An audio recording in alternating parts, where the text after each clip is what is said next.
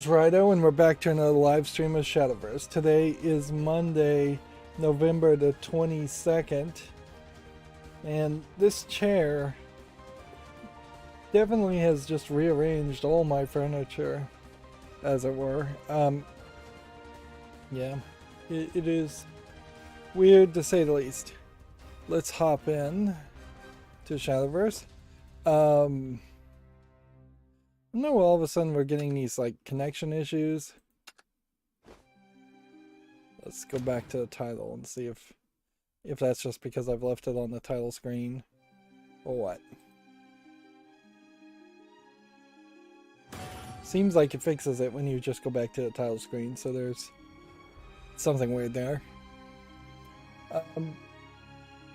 For the accountability section, I need to move everything down once I finish playing Cat's Quest, so that I'll switch my first monitor, which has the game, from being the one on top to the one on bottom, because I am just lower now. That would also help with the occasional glare that I would have run into on my top monitor. Would also potentially let me turn on more lights, although I'm not sure if I actually want more lights or less lights at this point. I've had some weirdness happen lately where my monitors are feeling a little bit dimmer, and I think maybe I'm getting a little bit sensitive to the bright lights being on. I just turned them off, in fact. Or maybe it's the opposite. Maybe the TV is just getting dimmer. There's a fairly old TV. Or it could be my eyesight is oddly getting dull, which it's not something you hear about happening too often, where your eyesight just starts to get dim or dull, but it can be a symptom of things like macular degeneration, glaucoma, retina damage, things like that. Although, in all fairness, I think it may not really be any of that. I think it may literally just be that the light bulbs and the reorienting of things are weird. Oh yeah, this was the free, like, log in every day and get a pack. I've totally forgotten about that.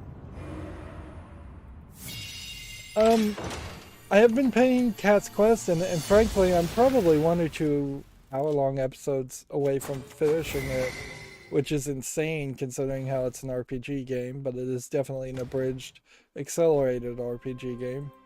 I don't know if that's particularly a great thing. Like, Cat's Quest, even as an abridged experience, doesn't really come off as the greatest of RPGs.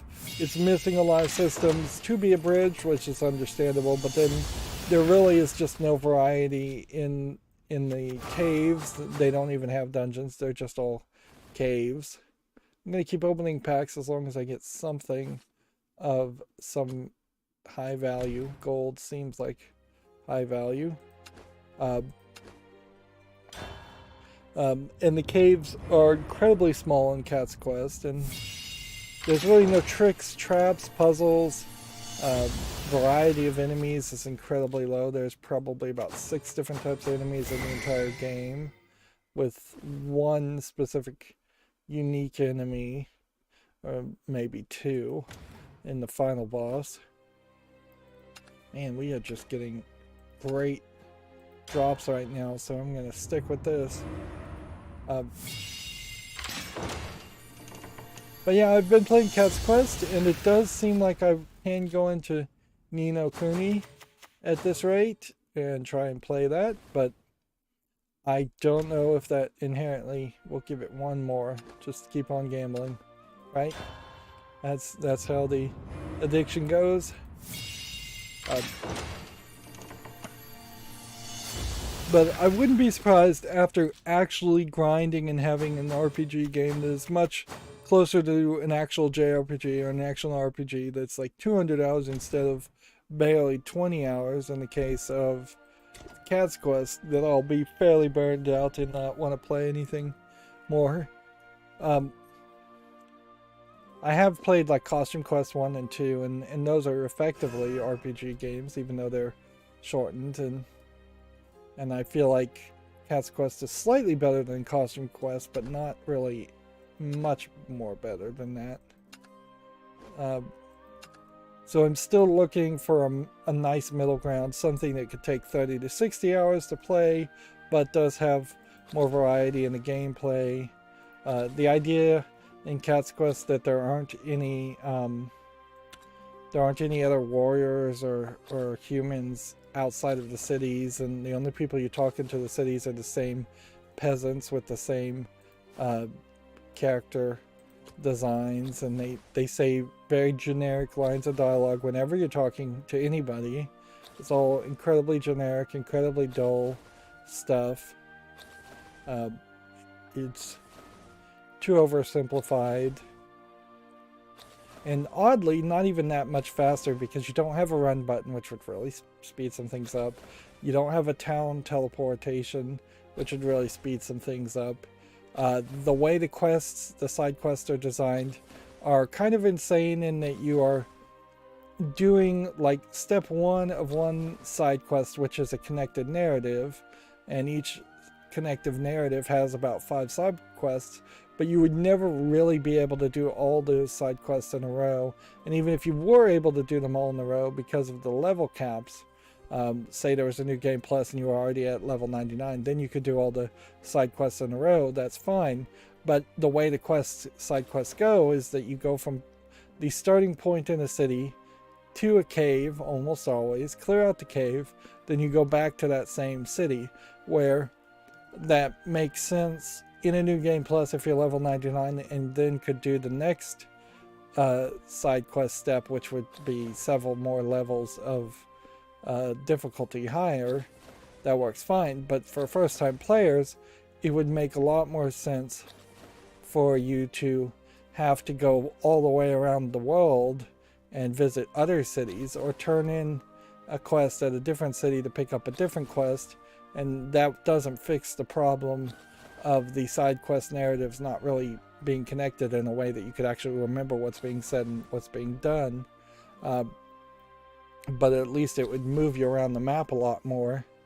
The way it's designed is that you pretty much just get into a region and stay in that region for several times for an hour or two, and then once you've cleared out that one region, you move on. I should have filtered this. That's what I was actually should have done. I'm not really paying attention enough. We just wanted to look at the 10 pages here to see what is left to potentially get from opening packs. It does look like it a little bit. Speaking of not remembering things, last week, because of my back mostly spasming and maybe just a tiny bit of your average insomnia, I really don't remember any of the games I looked at, so I don't feel like the yes-no accelerated concept really works, and having now slept on it. Also, what doesn't work is that, once again, like every Friday I say that I need to do some scheduling, and almost every Friday I don't schedule, or over the weekend I don't schedule things. I will also mention that the Tableau is kind of a deceptively expensive over-the-air DVR.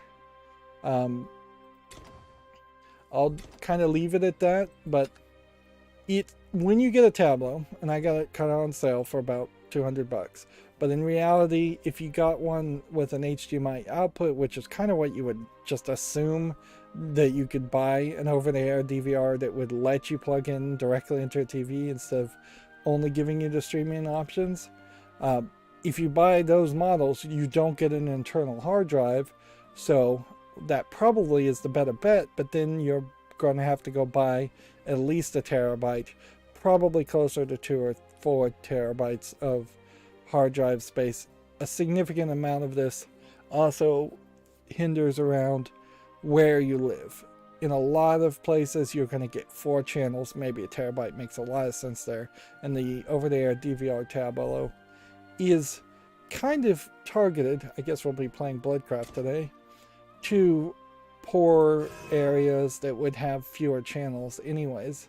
It doesn't really make a lot of sense for richer areas where you just potentially waste money and let's see, is this Bloodcraft? Yes, this is.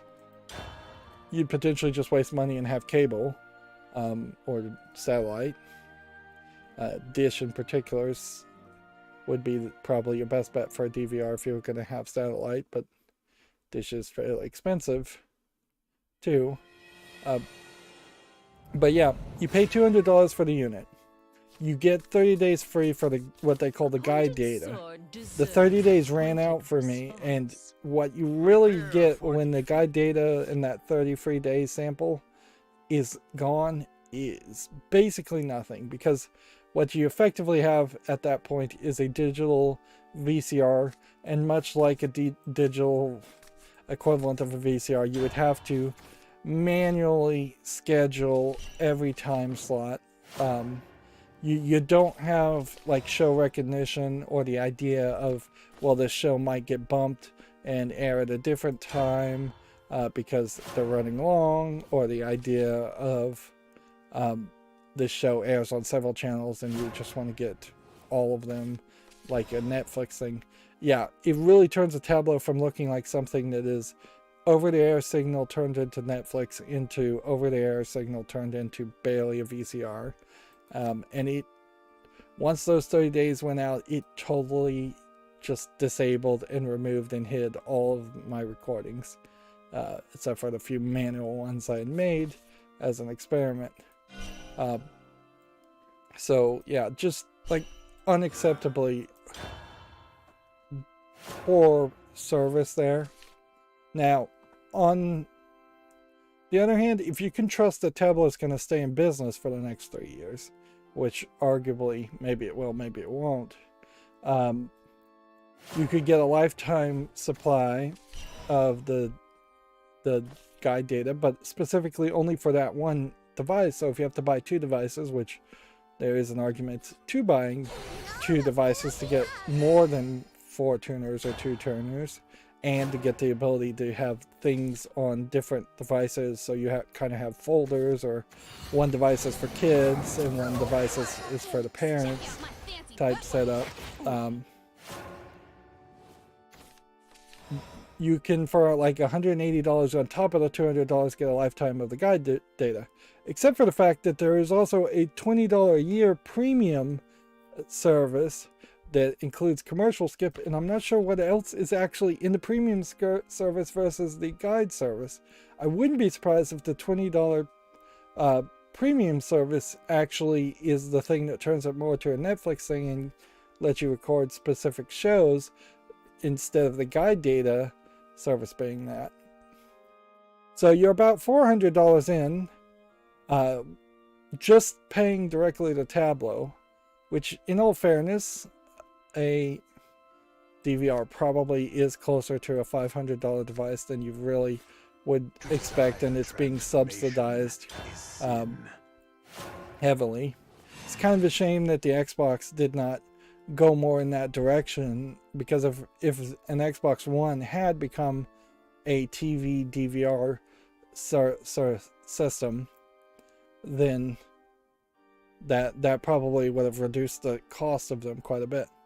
So yeah, you're about $400 in before you even put a hard drive in it. You're probably another $200 to put a hard drive in it. So you're $600 in.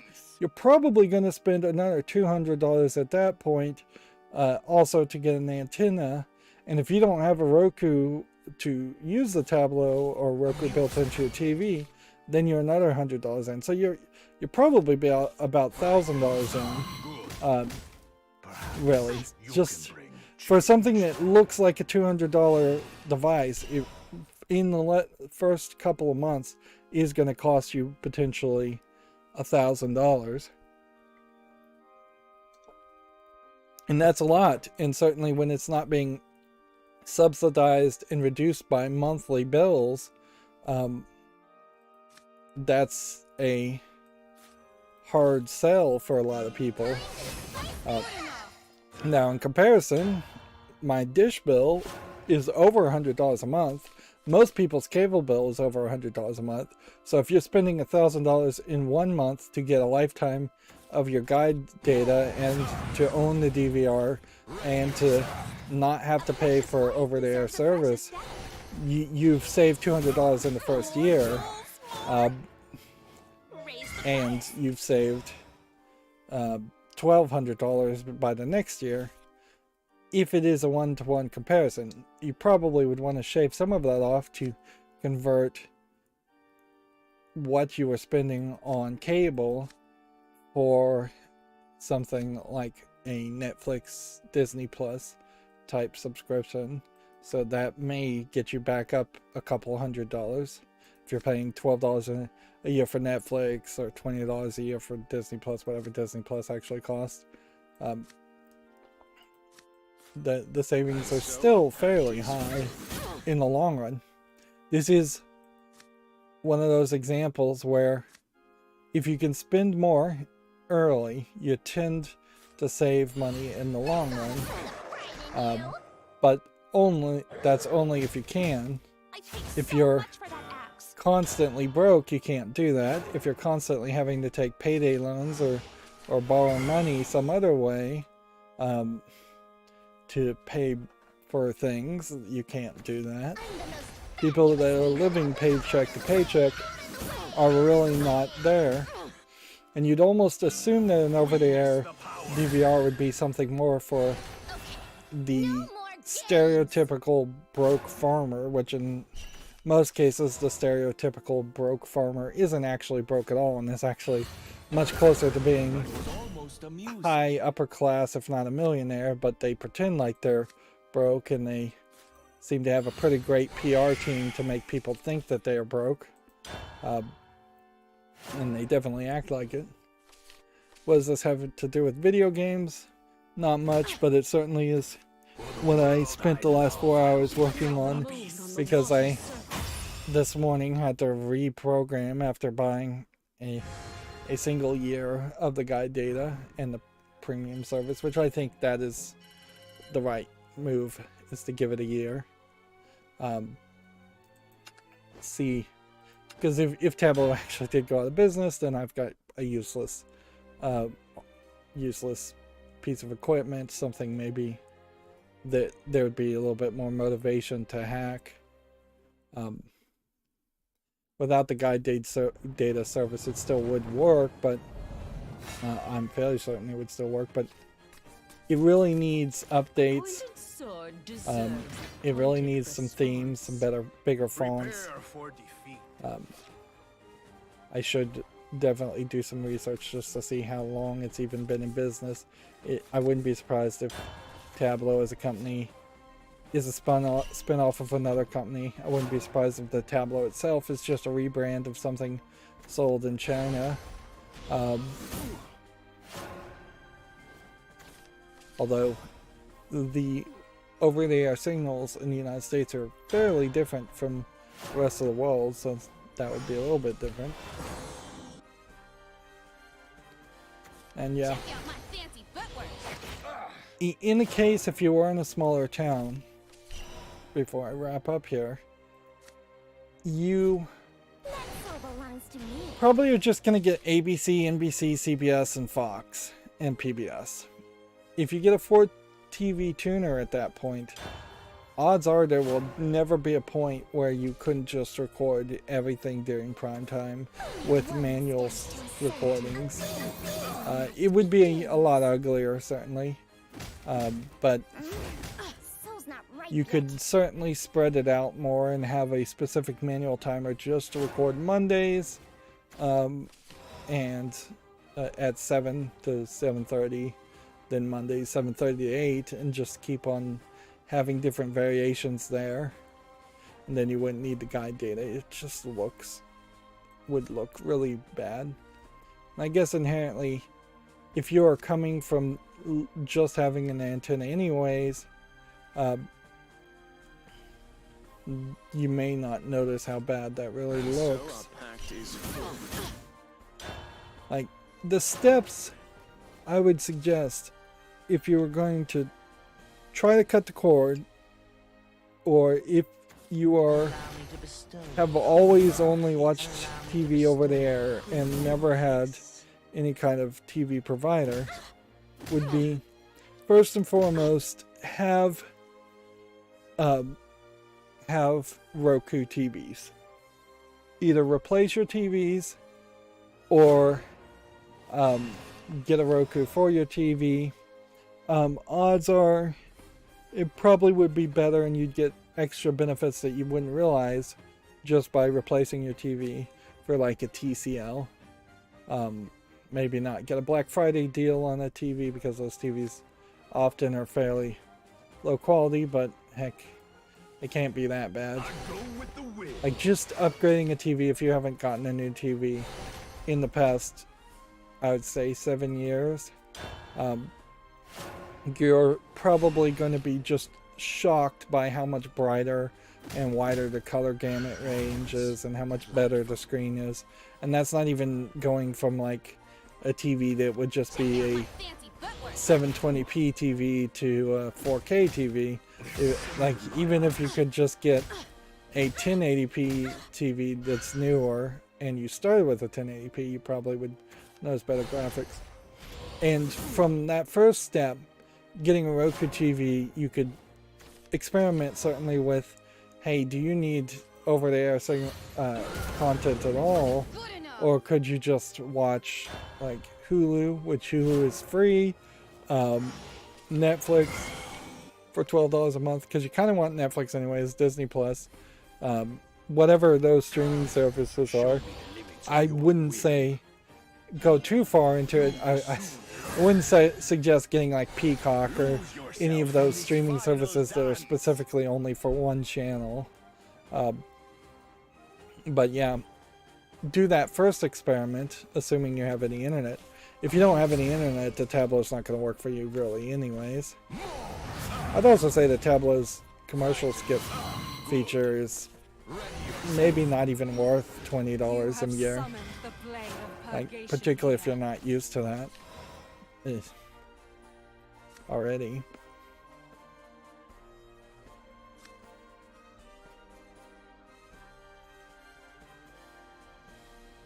What you need is a nice. But if you've got the TV set up to run Roku,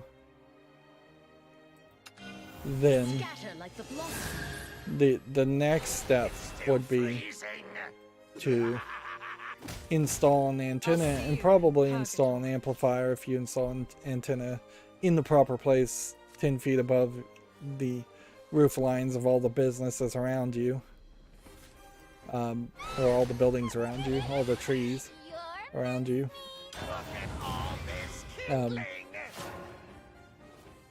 Once you have the over-the-air and you can watch the over-the-air live and you have the streaming, take a step back and see if that's good enough for you, and then get a Tableau and then do the 30 days. And I would recommend before the 30 days run up, 29 days into the free demo of the guide service, to go ahead and purchase the guide service.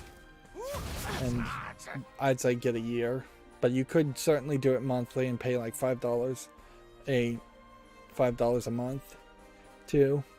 It totally is not financially saving you anything doing it that way, but whatever. The main thing in particular is, how is this going to really work day in and day out?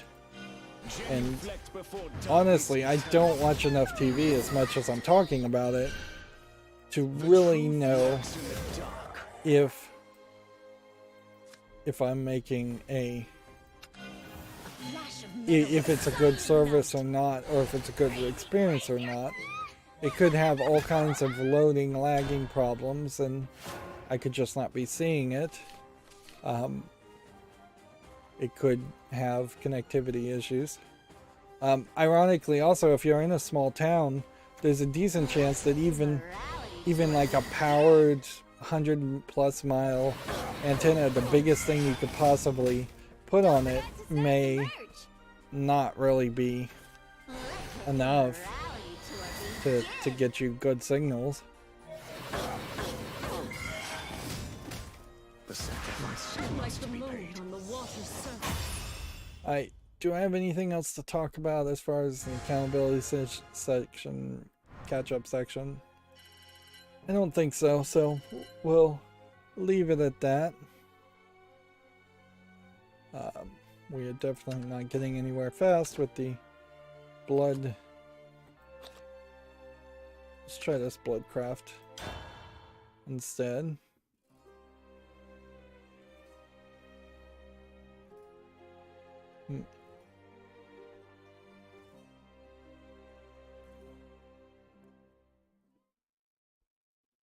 So I'm scrolling down my Twitter feed to see if there's any new news before we start. And then let's cover through the news.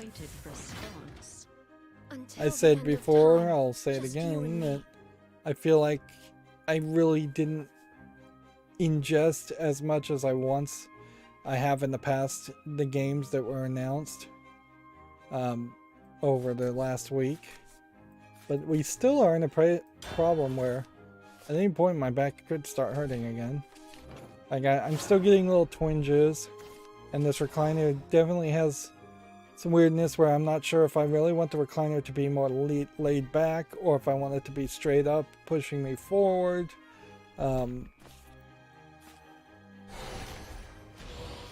It also, I don't know if I mentioned, this recliner had been sitting around for several years not used, and the second I started sitting on it, the fake leather on it immediately started to crack. Which, yeah, that sucks.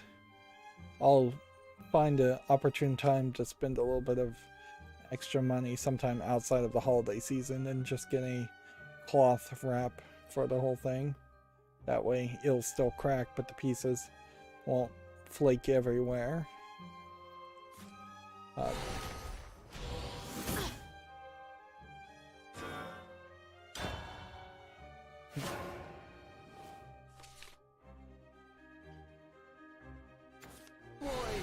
Yeah, I would heavily recommend, although I don't have a lot of experience with furniture fabric styles, I would probably heavily recommend having a thick fabric on any kind of chair or recliner, and not going for leather, which is almost certainly going to be fake leather, or it's not going to be like the most expensive stretched leather that you would have to put lotion on, basically, because it is actual animal flesh that dries out. I think cloth is probably your better bet there. It's kind of a shame there isn't another option, but I guess those are the two options. It certainly might also explain why you probably won't see as many leather or fake leather looking pieces of furniture, chairs, recliners. Honestly, I think for furniture in general, don't get precious with it would be my suggestion more than anything. Get something that looks like it'll stand up and last you decently and doesn't cost that much.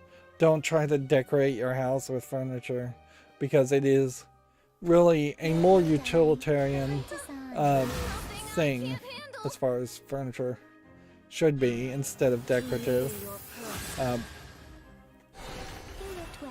Like, ideally you would want everything to match, but I have like one bookshelf or a set of bookshelves that look very nice, and then I have cheap white Walmart bookshelves, and both of them have accomplished their jobs perfectly fine, and I have never really had more than a slight twinge when looking at the cheap Walmart white shelves.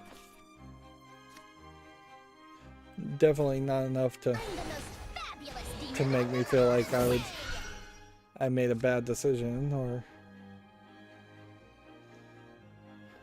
that Scatter like the blossom. I would want to replace them. Okay, no more games. Particularly in the case of Little bookshelves. hex's Like, payback. once again, to get back to utility, you're putting something fancy on the bookshelf. You're going to look at the thing on that's fancy on the shelf. You're not going to look at the bookshelf itself. We need balance, More than likely. and I'll provide it. Power is what you make of it. And every single time I try to click on a link, Access. like the first link always has it Power drag is it what out you to a new make of window. it. A pure I need to love figure out if sun. there's maybe a way to stop that from Emergency happening, mode where you just can't activated. drag tabs out into new windows at the very least. Alright, let's go over the news. VideoGameDeveloper.com says Jurassic World Evolution 2 launch sales were lower than expected on PC. Frontier believes that the faltering start is a potentially short-term effect from a more crowded release window. I would say there's definitely a chance that they did not advertise it well enough, because I didn't even know that game was coming out. A precious life deserves a precious death.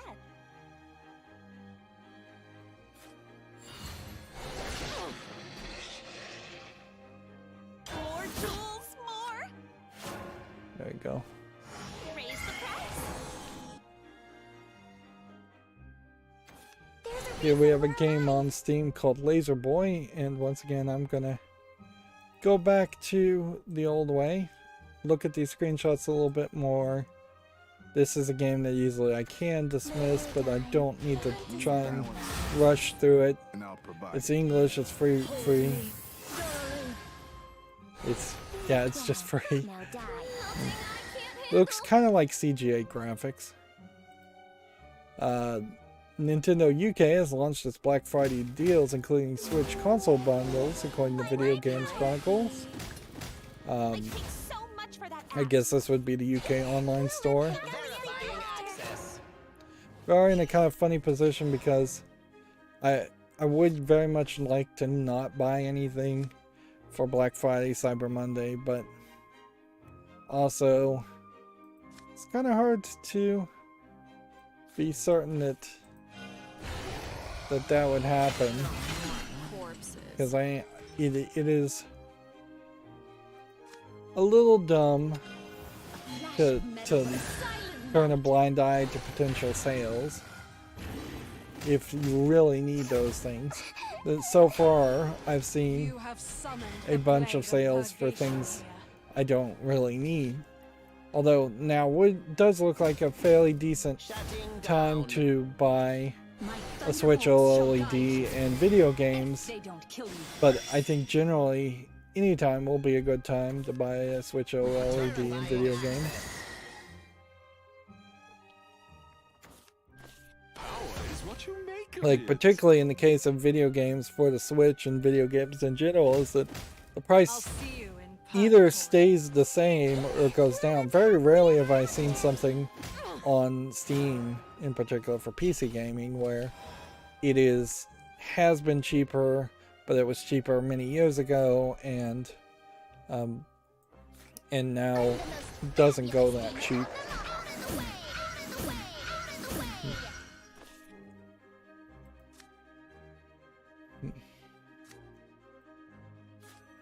Come, show me the limits of your will. Okay. Guess we go 2, 4, and 6 there. Now you've done it.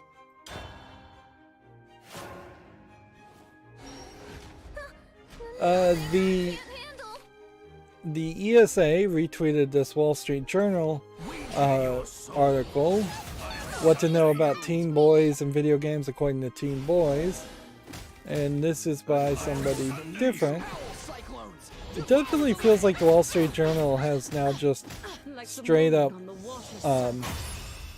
expanded itself into being a website that talks about video games. Which, at a certain point, I want to just know what the Wall Street Journal looks like when we just click the main page. You've got stock tickers, so it does seem like it is heavily focused on Wall Street still. But then you've got a lot of articles, not so much, I think, about sports, life and work.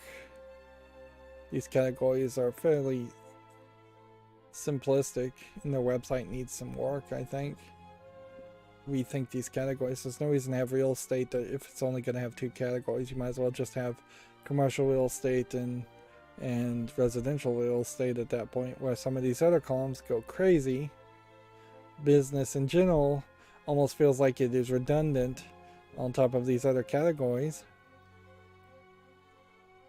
At a certain point, I feel like the Wall Street Journal writing these video game articles does feel like they are giving some honor and respect to video games in general and saying, yeah, video games are big business. On the other hand, I wouldn't be surprised if the Wall Street Journal is kind of just insufferable and impossible to read in general as a newspaper or online, and you actually wouldn't ever want to hear anything from the Wall Street Journal.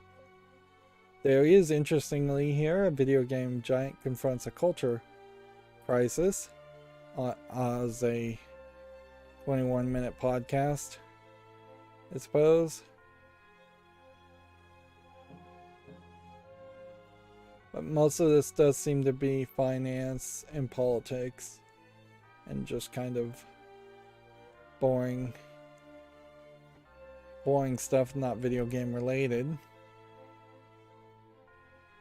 I would say there is definitely a danger in the ESA retweeting a Wall Street Journal article, but it almost certainly was a puff piece specifically written to like make video game companies look good and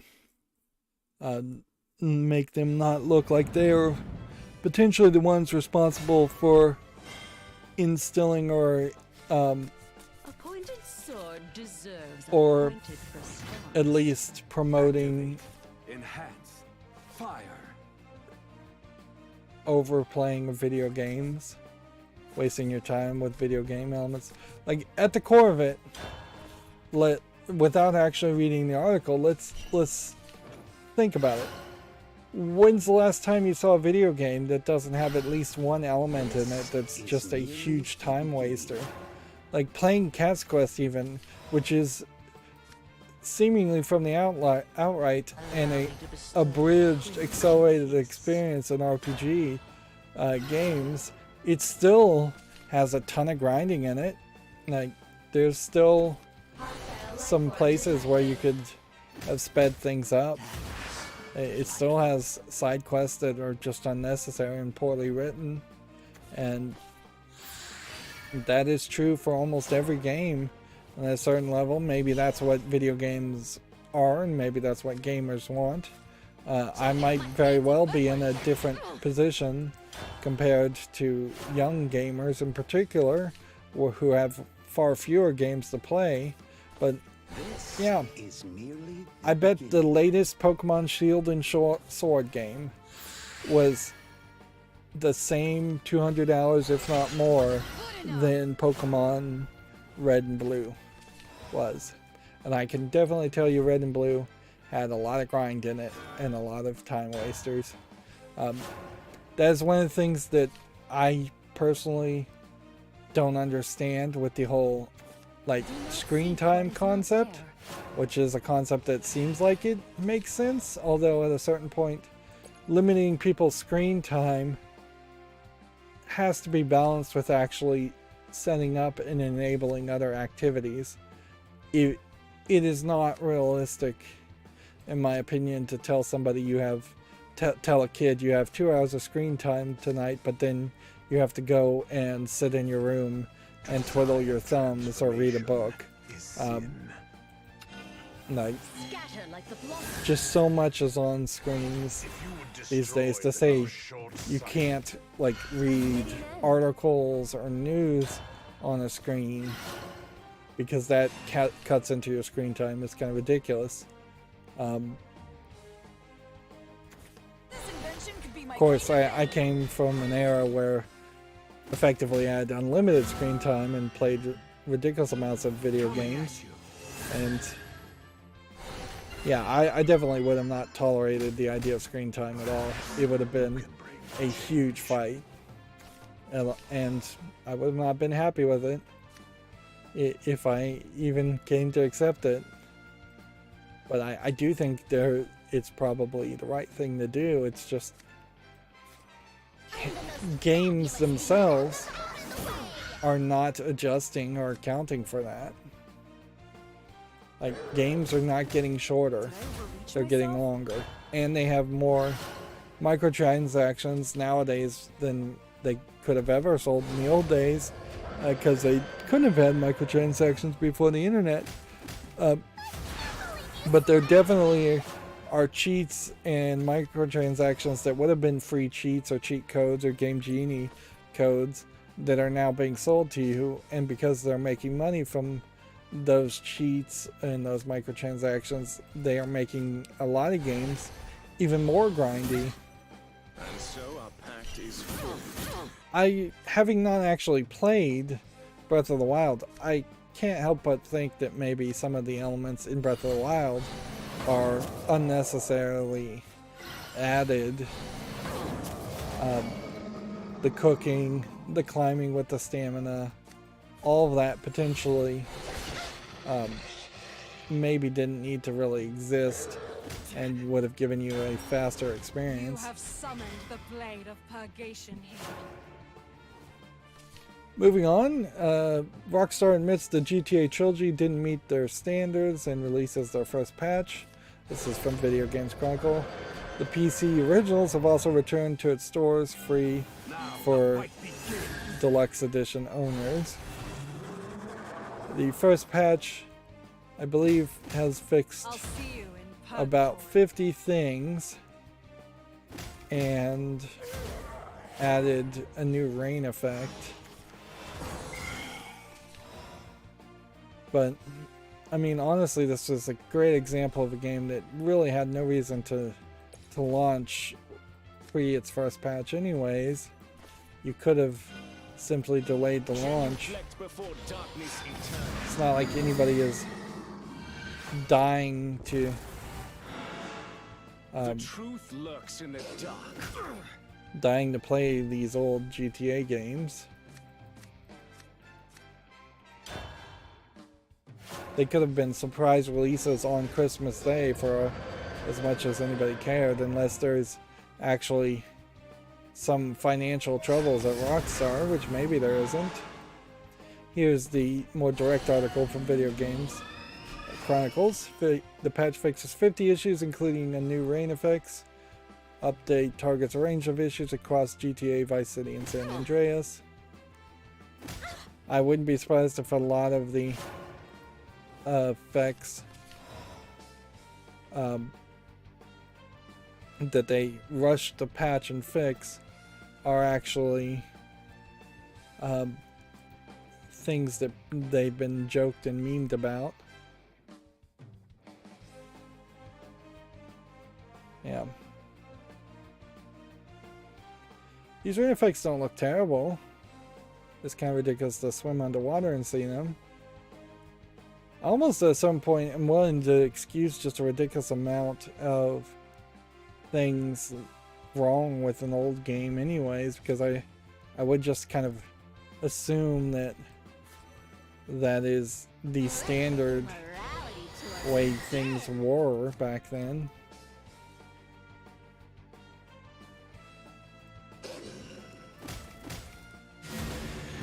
Give in to your desire. The truth lurks in the dark. What does this one do?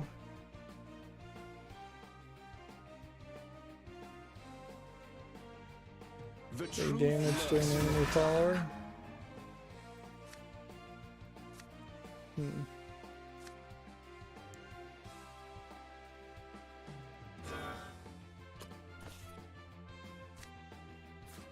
A precious life deserves a precious So life. our pact is More jewels, more. Just assume that was right. Raise the price. I kind of hope the definitive edition of GTA actually does get patched and fixed. Certainly, but I also kind of wouldn't care if it didn't. Like, there really is no skin off my back if it Don't forget to snag the merch. if it never happens. Do not seek what is not there. vice, virtue, avarice, tolerance.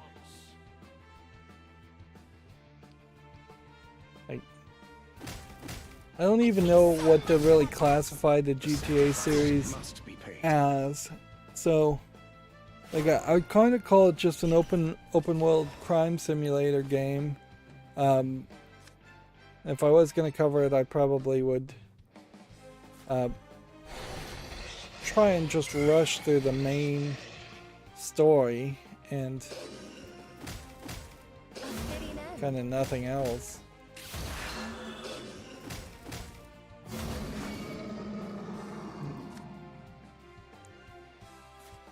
Allow me to bestow a crimson kiss. Melt under my touch.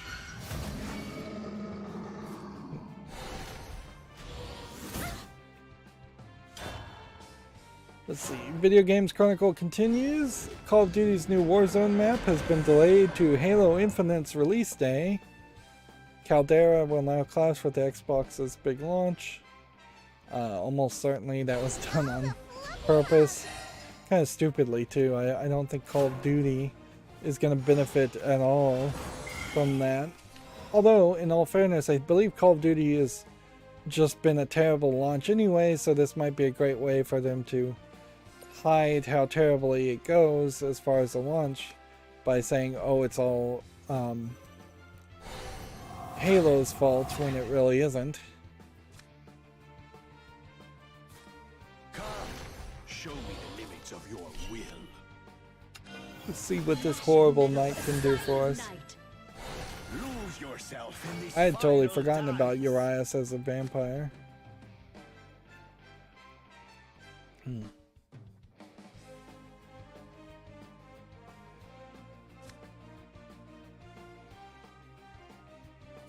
Ward, You have summoned the blade of purgation here. and play this.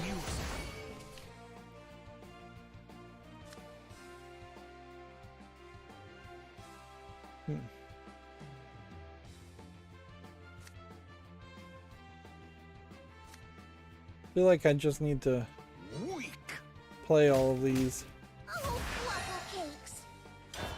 Oh, I needed to play all of these.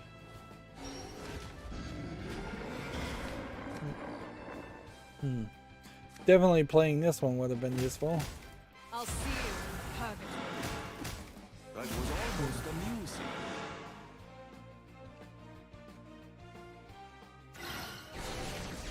Video Game Chronicles says it is being reportedly the Star Wars Battlefront Plans 3 were reportedly, quote, rejected by EA. DICE is instead working on another Battlefield project, it's claimed. So, yeah. Battlefront, not Battlefield, if I said that wrong. Yeah, Battlefront 2 had enough controversies around it to definitely make Good. a argument to take some time or not Your head release. and body must part ways. I only deliver the most. I'll split you like a diamond.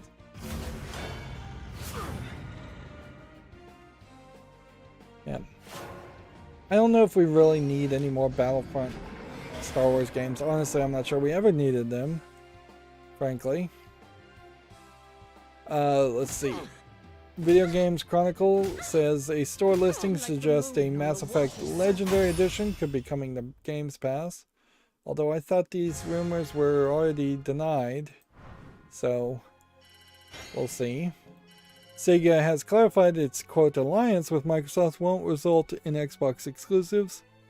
The Xbox Forum is providing tech support for Sega's Super Games. It claims. I guess that's it, not IT. And we are not getting anywhere with either one of these. We might as well just not be playing ranked. That would be the smarter move. And we really don't even have a lot of news today, so I could see this creating a scenario where we get through all the news and then I just won't have the daily quest on and whatever. At that point, I don't care. I'll just move on.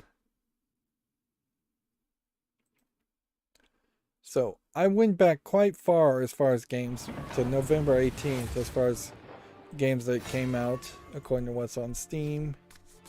So we have one here called Uberlaufer, which I may have put on the following list. Yes, I did. Fire. So honestly, there may be a couple of days here where there are just things already on the following list. Nerf Legends. Parabellum, Hold the Line. Obviously, I would have dismissed completely out of hand. We may just do a follow list cleanup at this rate. Which that works too, frankly. If we just get through all the news and get through all the games that have come out. This Back Alley Inn looks like nothing. It's $5.94, English only. Here we have a all Asian game, which probably doesn't support English. Yep, and that's would have been why I would have dismissed it. Here we have a game called The Crafter's Defense, which looks like nothing. $12.74, English only.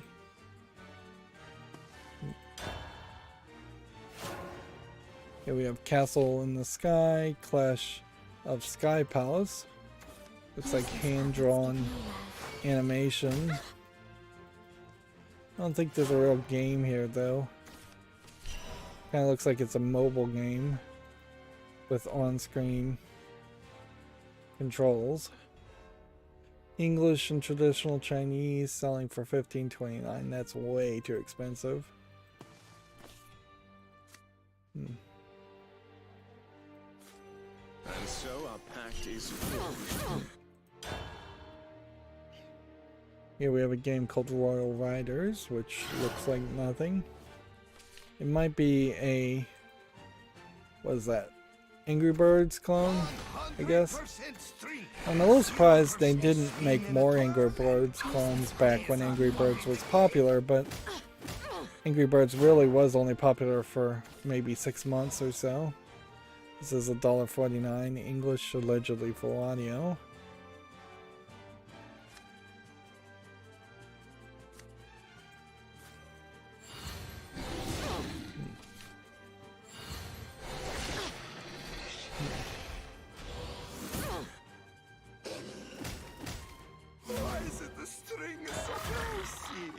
Next we have Vacation Adventures Cruise Director 5, which obviously is a hidden object game from a different company. It's kind of interesting art here. You saw this in the early 2000s where people were trying to make like hyper-realistic 3D characters and maybe even integrate photography. These could be actually rotoscoped photographs being cut and pasted into the images. Kind of feels like they might be that. Yeah, that kind of got dropped. And at a certain level, we have taken steps away from trying to depict humans to actually look like humans, and instead we've created this a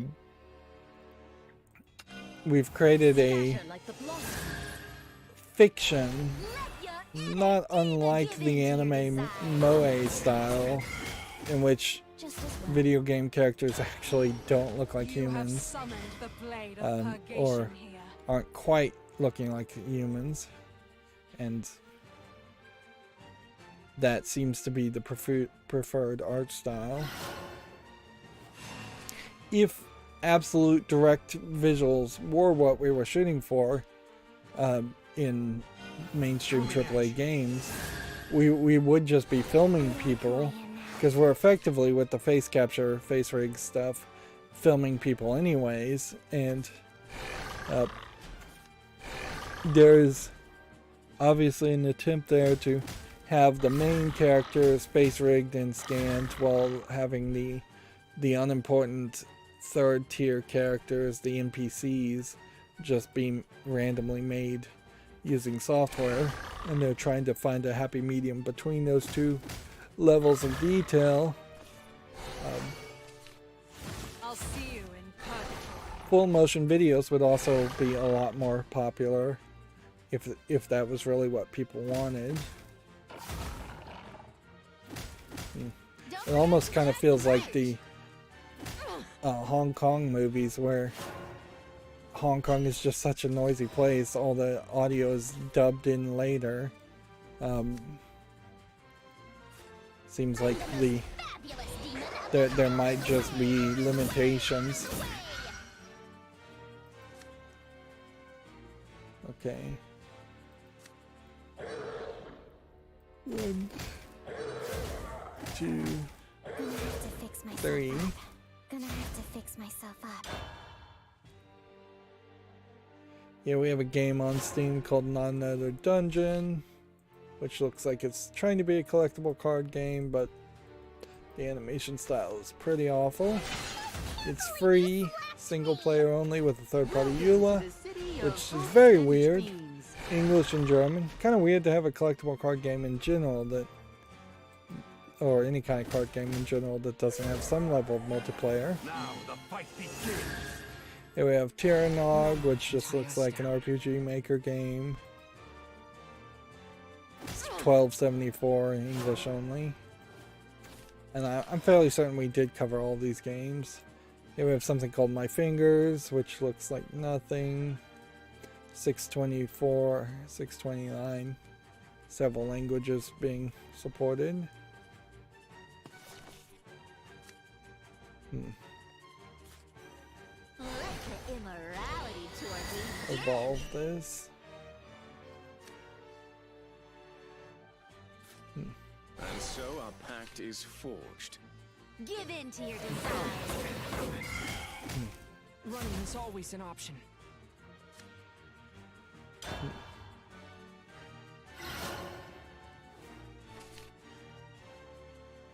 Video Games Chronicles says Gotham Knights studio WB Games Montreal is working on a second project. The employee CV seemingly reveals an unannounced game, which, that either means that they are done with this game, or they are working on 2 games at the same time, or they've canceled this game. Which at a certain level, I wouldn't be surprised if they canceled the Gotham Knights game. It really wasn't ever going to make a lot of sense to me to have a game kind of around Batman, where I kind of feel like Batman may very well have died in the last Arkham game, or either that, or they are just trying to they are trying specifically to get away from Batman and have his family, the Bat family, be more important. Unfortunately, there's just no way to pull that off. DC comic books in particular have centered almost the entirety of DC around Batman. Like Superman, Wonder Woman, sure, they play a role, but they kind of play roles more in the movies than they even do in the comic books. There definitely feel like there have been times where Batman has shown up in half of all of the 52 potential DC comic books that are released in a month. So I don't know how you fix that in the video games. And it is kind of a catch-22, because Batman as a video game hero kind of sucks. As a hero in general, he kind of sucks. As an anti-hero, he kind of sucks. He's not the Punisher, because he won't use guns. Most video games have guns. in it. That's a problem. He's A not pointed sword deserves he's the not a pointed good character. response. His motivations are often Fire. super limited and light. The enemies he fights over and over again are the exact same rogue galleries. It's just Joker, maybe the Riddler, maybe the Scarecrow, then Joker again, then maybe Mr. Freeze, maybe the Penguin, then Joker again. Maybe you'll throw in Catwoman as the hero, maybe you'll throw her in as a bad guy. They stopped really innovating with Batman probably around the time with Batman 66 and the TV show when nobody actually cared about Batman. He's become way too precious now to actually do anything interesting with. And honestly, I guess that would be my desire if I was forced to make a Batman game. I probably would want to make a Batman 66 game, something very kid-friendly, something like the Lego Batman games, which I think worked fairly well. Go cheesy, go kid-friendly, add in a bunch of ridiculous characters like Calendar Man. And that is kind of what Arkham Asylum tried to do, is add in a whole bunch of characters, but then they tried to make it very serious. I also think that the idea of Arkham Asylum being kind of a Metroidvania failed fairly horribly in that it wasn't really much of a Metroidvania, and when you get to Arkham City, you are very, very much far away from the idea of it being a Metroidvania style game. And Arkham Knights, from the looks of it, I don't think ever were really going to be much of a Metroidvania experience. They were always pushing, starting with Arkham City, to have larger and larger areas, and at some point the idea of having larger and larger areas got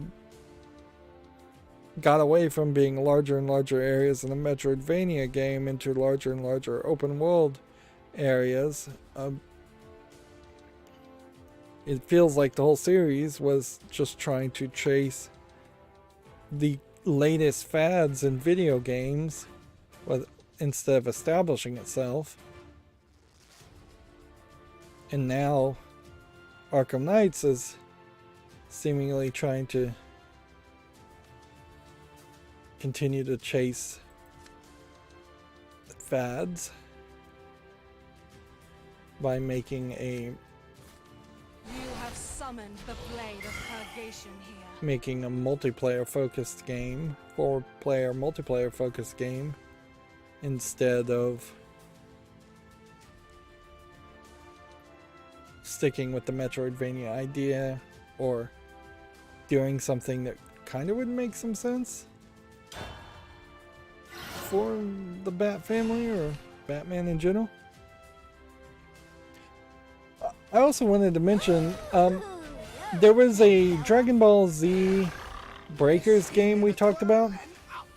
I was not paying anywhere enough attention. Apparently, this Dragon Ball Z Breakers game that I talked about several days ago is set in the Xenoverse universe, but is actually a stealth game where you are running away from a cosmic horror of Frieza, Cell, Boo, instead of fighting him, which is an interesting idea, certainly, to make a Dragon Ball game that's not a fighting game, or not much of a fighting game. But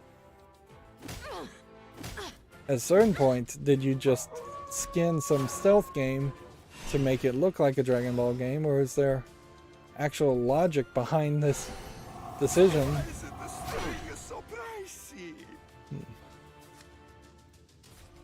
Check out my fancy footwork. Okay. Get ready to fly. You have summoned the blade of purgation here. Moving on. Video Games Chronicle says Mark Cerny reveals some PlayStation 5 hardware secrets in a new video. I don't know what specifically hardware secrets would be that interesting.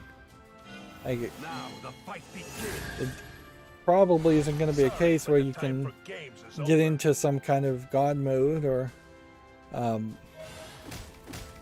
see Or- you in purgatory. that there is some capability that just hasn't been programmed for yet. It rarely nowadays has been a case that we've seen any piece of hardware that like secretly had something it could do but wasn't implemented just because of programming that was that interesting. Instead, it's much more of a case where they straight up came out with the Xbox Series consoles and that PlayStation 5 telling you that there was a way to expand the hard drive space, but they hadn't programmed for it or implemented it yet. And that worked fairly fine because for the most part you were unlikely to fill up your hard drive in the 6-month launch window before they finally did program into the PlayStation 5 how to put in NVMe hard drive, or in the case of Microsoft, it took them about the same 6-month launch window to get the proprietary hard drives on the shelves. Moving on, Video Games Chronicles says players are exploring the Warzone's new Caldera map via spectator cam. A similar bug revealed the Verdansk in 2019. So, okay. I don't really care about Warzone, so I'll leave that article there. Battlefield 2042 now has over 17,000 mostly negative reviews on Steam. This is, I guess, different than Warzone, but in my mind it really does just all blend together, so I really couldn't tell you the difference. EA Shooter is now one of the worst reviewed games on Steam. I'd kind of like to see the list of the worst reviewed games on Steam, although in all fairness, I'm sure there's plenty of games out there that literally have one review that's negative, and at a certain point, doesn't that make that a more worse reviewed game? Because that's 100% where if there's 17,000 negative reviews, there's probably a few thousand positive reviews that would balance that out, even if that was just people being contrarians.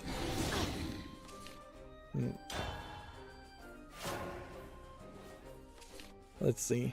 The reasons for negative reviews seem to be very valid and all over the place. We are nicely so far not hearing people use the dumb phrase of review bombing. Maybe in this case it's because none of the mainstream video game journalists care about Battlefield or EA, and it is particularly the meme to hate on EA. Anyways. Allow me to bestow a crimson kiss.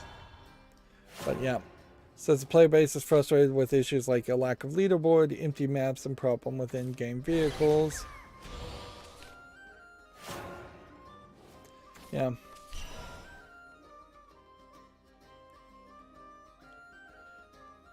Battlefield 2042 launched without support for in-game voice chat, and it's currently unclear if the feature will be added. I wouldn't also be surprised if Battlefield in particular is the company that is just constantly like banning people and like proud about the fact that they're banning people. Far too proud about the fact that they're banning people.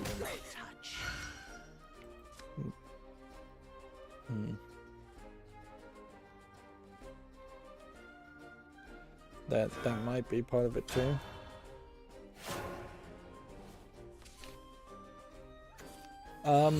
Victory is all that matters. I wouldn't be surprised if some people even say Battlefield 2042 is getting negative reviewed simply because of the problems with the previous Battlefield. But if we start to get down that road in which everything just gets blamed on some fictional hate mob that is still holding a grudge from years previous, I mean, that's gonna get ridiculous real fast. You something. I seriously doubt the goldfish-like memories of gamers would lead to anybody boycotting or not playing it, or negative reviewing at least the game. It would be really stupid to buy a game and just to review it negative. That is much more in the lines of some percentage of the mainstream video game journalists who are still shrouding about Gamergate nearly a decade later. It feels like it's been a decade at this point.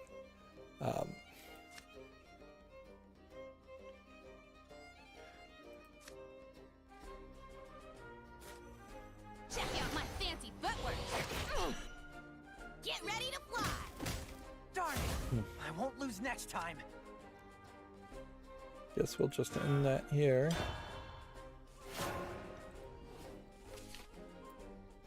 I don't trust this article one bit, or this statement one bit. Video Games Chronicle says Bobby Kotick is reportedly willing to resign if he can't quickly fix the Activision Blizzard issue. The criticized exec is said to have fielded questions from leaders last week. He hasn't quickly fixed it in what seems like months, if not years. I think these accusations are going over the course of at least the last 6 months, probably the last 6 years, if not longer. I wouldn't be surprised if some of these accusations literally line up to like 10 years ago, and there's just been no way to fix it. There is also I think a case that he owns so many shares in the company that if he doesn't want to go, it may be close to impossible to actually force him out. And people's desire, regardless, may not change that. I'm the most fabulous demon of them all. Out of the way! Out of the way! Out of the way! 2. This is not working.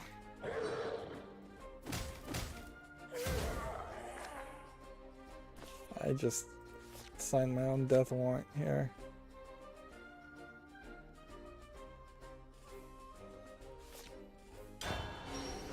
You have summoned the blade of purgation here. It would be very smart, frankly, for Bobby Kotick just to step down and maintain his shares. Like, maintain his shares even for a week after he steps down, and then he could sell his shares, and the price would probably be fairly high. But yeah, I can't imagine a scenario where Bobby Kotick, who has been running the ship, steering the ship up until this point, is somehow going to prove himself to be this genius leader that can fix things. I can't believe you slapped me! But I wouldn't be surprised if that is exactly how a lot of CEOs see themselves, is that they are these kind of like genius leaders that are the only people on the planet that can run a business and make it successful. I refuse to fail. Moving on, we have a game on Steam here called Super Driver, which looks like nothing of interest. $2.69, English allegedly full audio. Like the moon on the Here we have a game called Dr. Ewan Evolution, which looks like nothing. $6.29, English and Chinese. We have a game called Today Encontre, which sounds like it's maybe Spanish or French. Looks like one of these horror asset flip games. $3.99, English, Spanish, Latin America.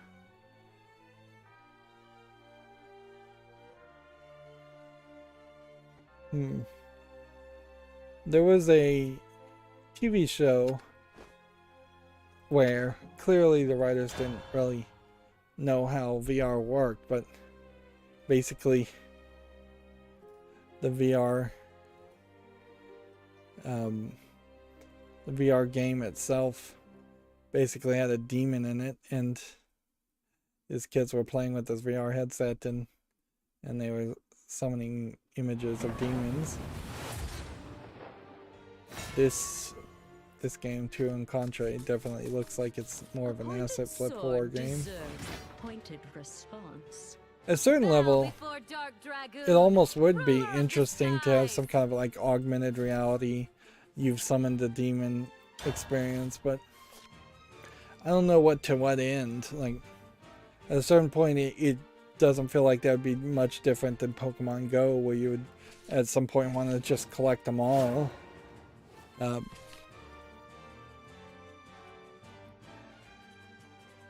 Freak people out, like destabilize people's mental health. I don't know what game you can really put around that.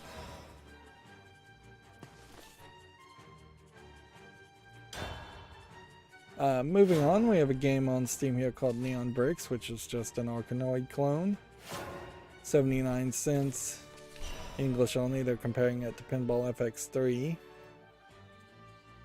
Here we have a game called Snake Force, which I remember looking at this. Very positive, free to play, English and Chinese. This one didn't look much like enough of a game to interest me though, so I said no. Even though it is very positive. At a certain point, I guess I am getting away from the idea of just total mob rule. I pretty much have never followed that rule. I've never just said in general that I would play every game that was positively reviewed on Steam. I do need individual desire for that to make sense for me.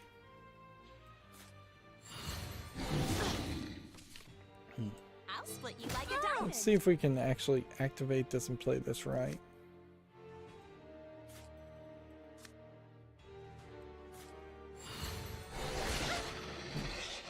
More tools, more. I think we talked about Redestiny as a sexual content match 3 game. You can see it's already rated mixed. Some people aren't really liking it compared to Honey Pop, which is overwhelmingly positive. I need to get around to playing Honey Pop too. This is $1.37, Japanese full audio, Chinese, and English. Let's see. Need to do which one first? Do this one and then this one.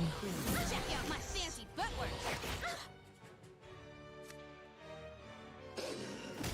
And then attack there. And then I think we talked about Fire Puzzle Save the House, which, yeah, it's a logic puzzle game. Looks kind of low effort.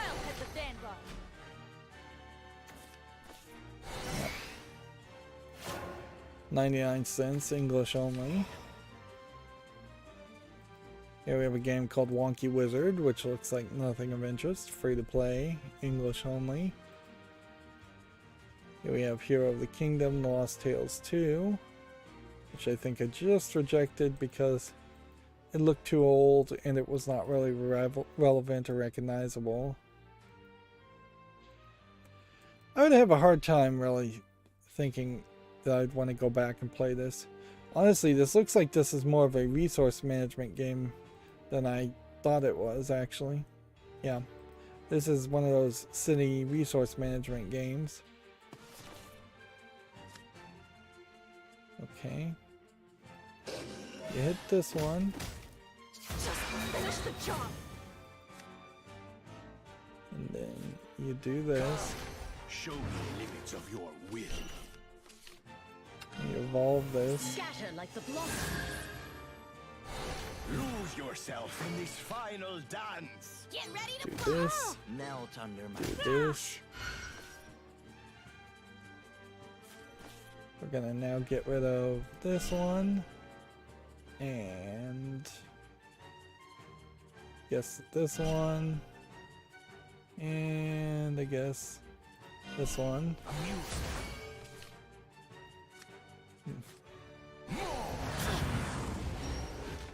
have summoned the blade of purgation here. Didn't play fast enough.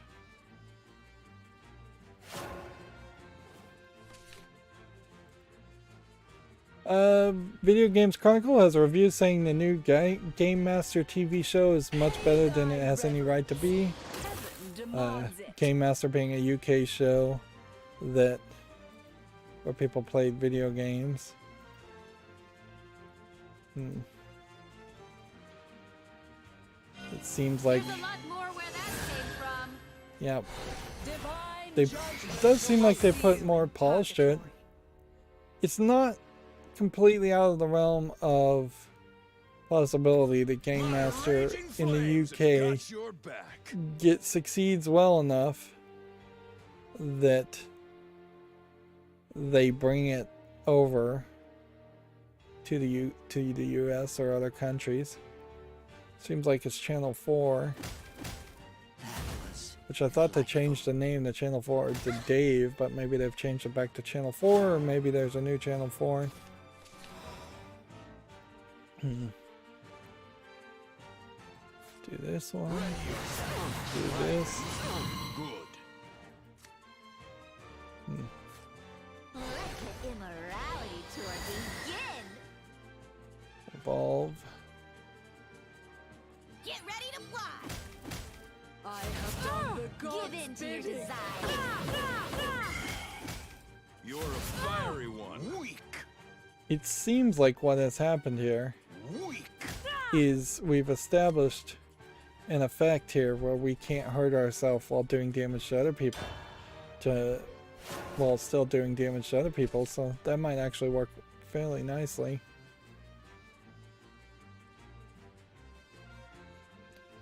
Yeah. On the other hand, much like G4, I don't know if there really is any value in trying to make TV shows around video games. In a lot of ways, it feels like you're just at a certain point making something like Game Master, not too different from the idea of just having a Twitch streamer stream playing a game, or even what I do. Like, at least I put some criticism and reviews in it, but what I'm doing isn't too far away from what XPlay does. And maybe XPlay does it a lot better, let's be honest.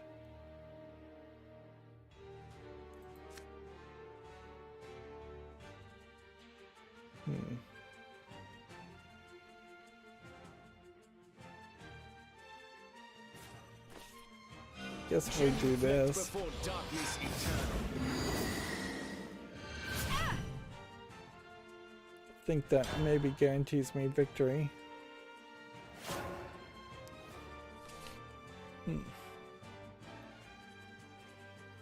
I just saw my cell phone light up, but I threw it across the room, and even reaching is where my back tends to twinge. Yeah, it seems like that's probably just a calendar notification, not a phone call. Yeah.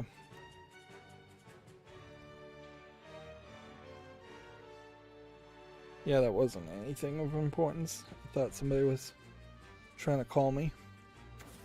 Which, honestly, the last time somebody called me may have been 3 years ago. Minimum. Like, I may have not received a phone call from anything other than spam in the last 3 years.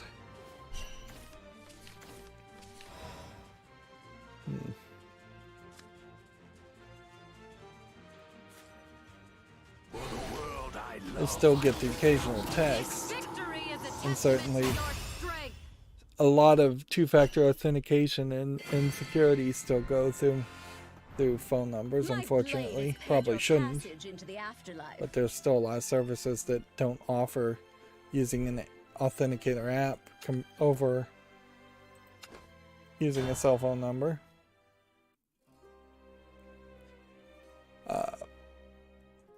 Moving on to video game news, it looks like Halo Infinite's campaign doesn't unlock new armor. Emblems and coding appear to be the majority of the campaign's unlockables. if I do ever get around to playing Halo Infinite, like, A I don't pointed think I'm sword gonna care deserves at all pointed as far as response. armor or appearance. You dare to defy the If it shadows? unlocks something that changed stats, maybe I'd be interested then, but probably not. There was another story, I don't know if I even talked about it, where this is the first Halo game specifically focused to be a better experience playing on normal, whereas the previous Halo games had been more focused around the expert levels of difficulty. So at that point, even if there aren't a lot of different stat changing armors in the game, it may not matter. Video Games Chronicle says Sony's patent suggests that official PS5 faceplates could be on their way. Really late to the party, frankly. That should have been on day one. That's something Nintendo would have done in years past. Just like day one, we have multiple faceplates coming soon, at least, if not available for purchase on day one. Also, there was that whole story about some Sony trying to sue one of the faceplate makers that already existed, Dark Plates, which didn't really make a lot of sense at all. Really doesn't feel like any kind of patent. And once again, this is ridiculous that there would be a patent in the first place for something so simplistic as a vacuum formed piece of plastic. Like, some patents, some trademarks make sense, but the vast majority of them feel like they're just ridiculous corporate protectionism of big corporations against small and medium corporations.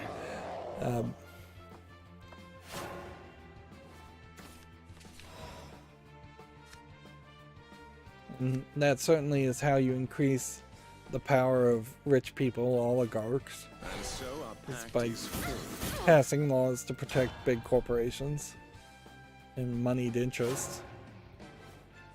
Video Games Chronicles has an article.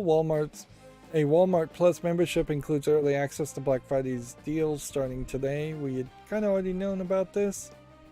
The whole Walmart Plus concept, though, doesn't really make a lot of sense. Here you have PlayStation 5 console at its MSRP. Like, you're really not getting any discounts. Some of these video games at $14 might make sense. This 4K TV at $500 kind of would make sense, but only if it wasn't a special model missing features or made to a lower quality.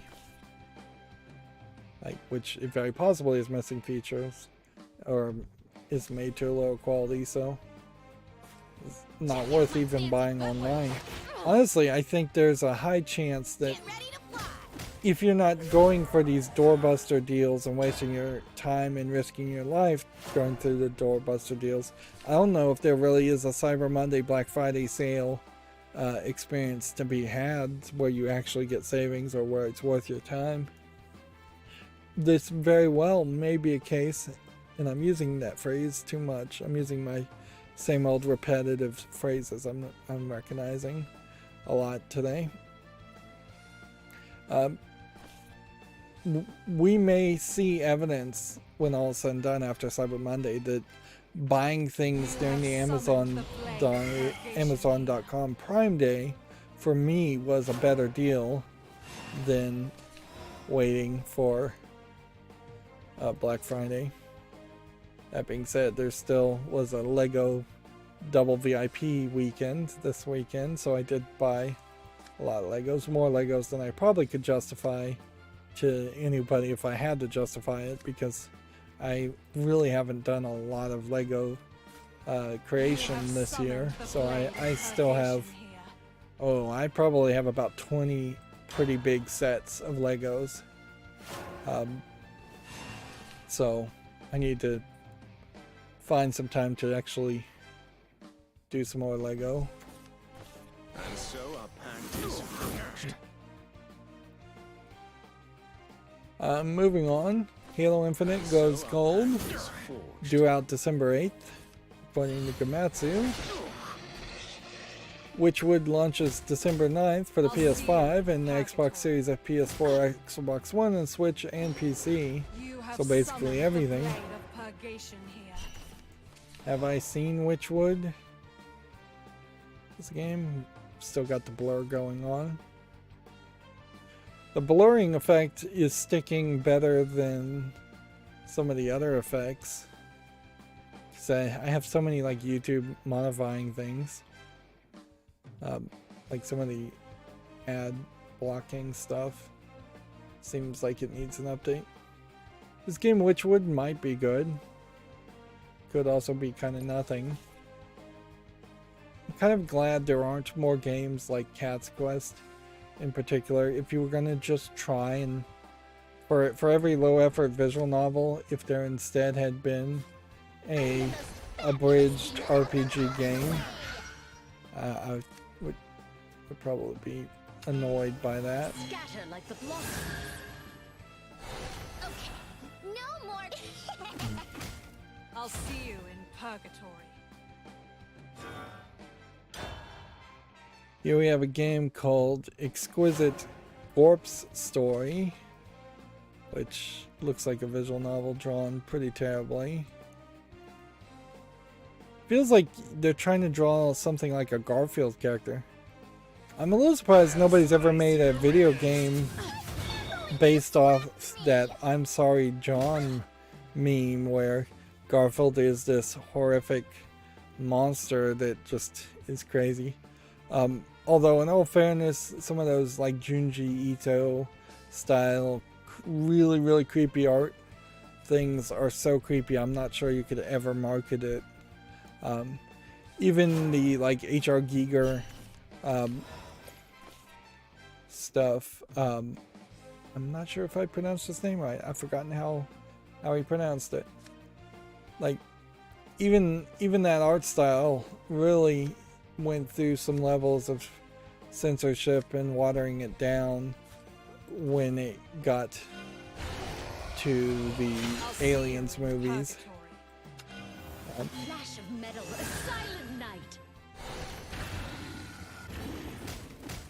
I'm falling apart?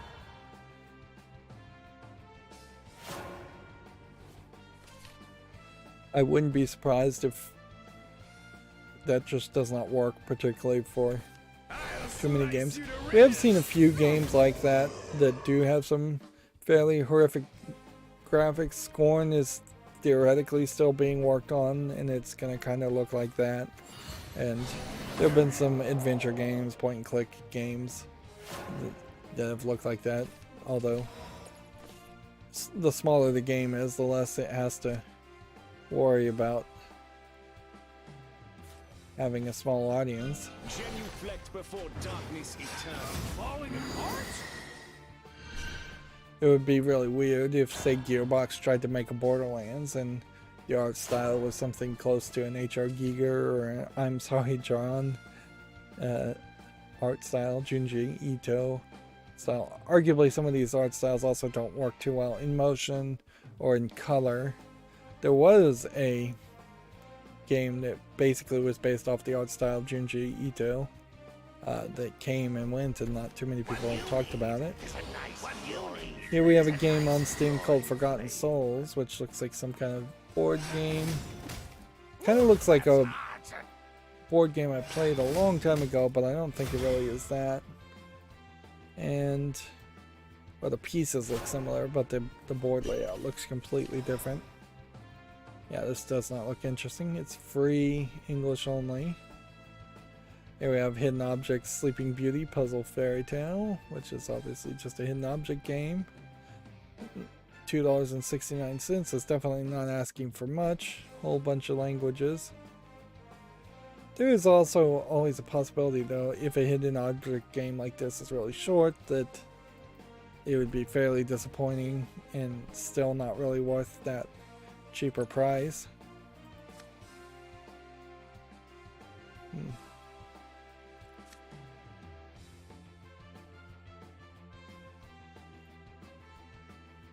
Arcane Wolves.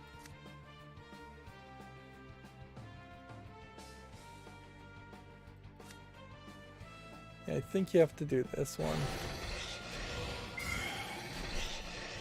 I think that's your first move.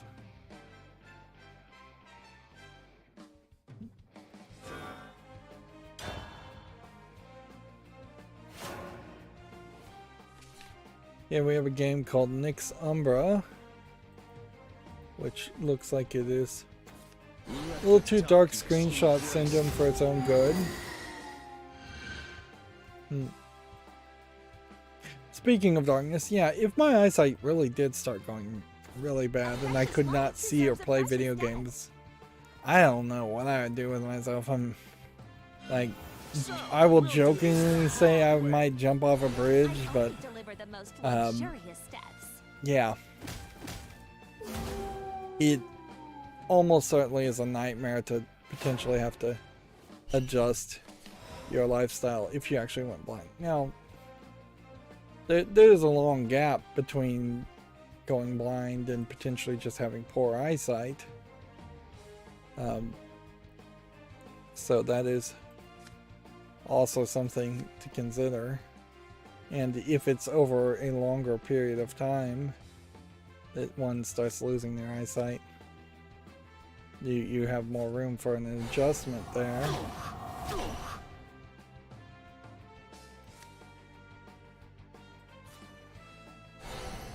But yeah, I definitely would not be in a good mood, to say the least, if I had something severely limiting the amount of games I could play. I already have a little bit of arthritis in my hands and a bad back and just so many other problems that are limiting the amount of time I can spend playing games. And if I didn't have those limitations, I would be making double the amount of content, and I don't know if that would help my channel in any way, but it would be ideally what I would want to do. Like the moon on the water's surface. But away from theoretical possible negative things, let's look at this game called Zoosim, which is a realistic negative thing in the sense that it looks like garbage. $4.79, English, allegedly full audio. We have a game called Timescape Altitude, which looks like a VR plane flying simulator. Seems like you also get out of the chair and look at the back of it. Nope, it's not flying the plane. It's an escape the room, where you have to solve a series of puzzles to escape. Honestly, I don't know if this isn't too far from an escape the room I saw a YouTuber do just a few days ago. It's an interesting idea, English and Chinese. I'll put it on the follow list. There definitely is a thought there where if you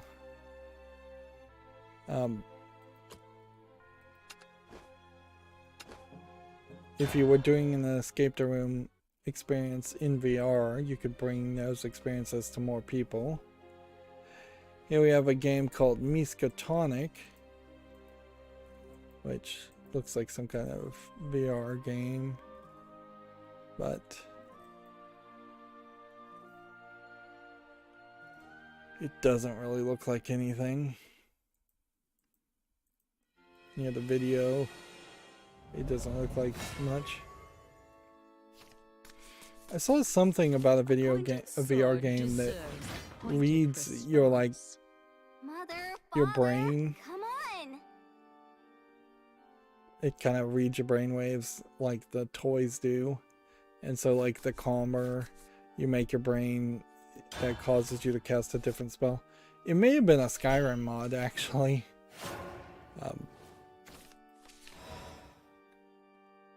But yeah, those little toys never really worked or made sense, and they really wouldn't make a lot of sense in a video game where you would potentially have to take a break and calm your mind to cause something to happen, or agitate your minds to make something else happen. And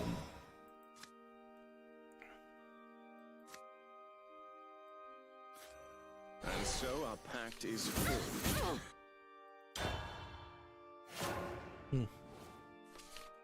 Yep.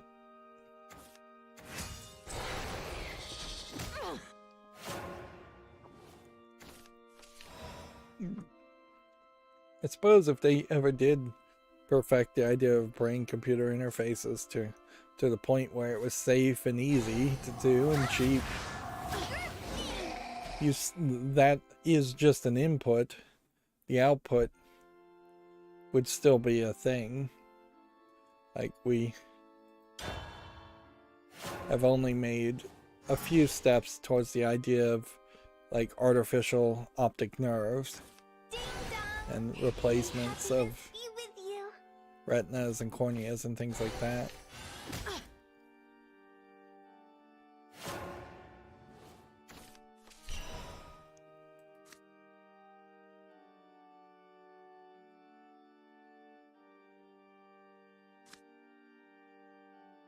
I'm yawning, so probably am getting a little bit tired at this point, but that is a better outcome than just being in pain and having to wrap up because of that. Check out my fancy footwork. Get ready to fly. Seriously? This ought to put the fright in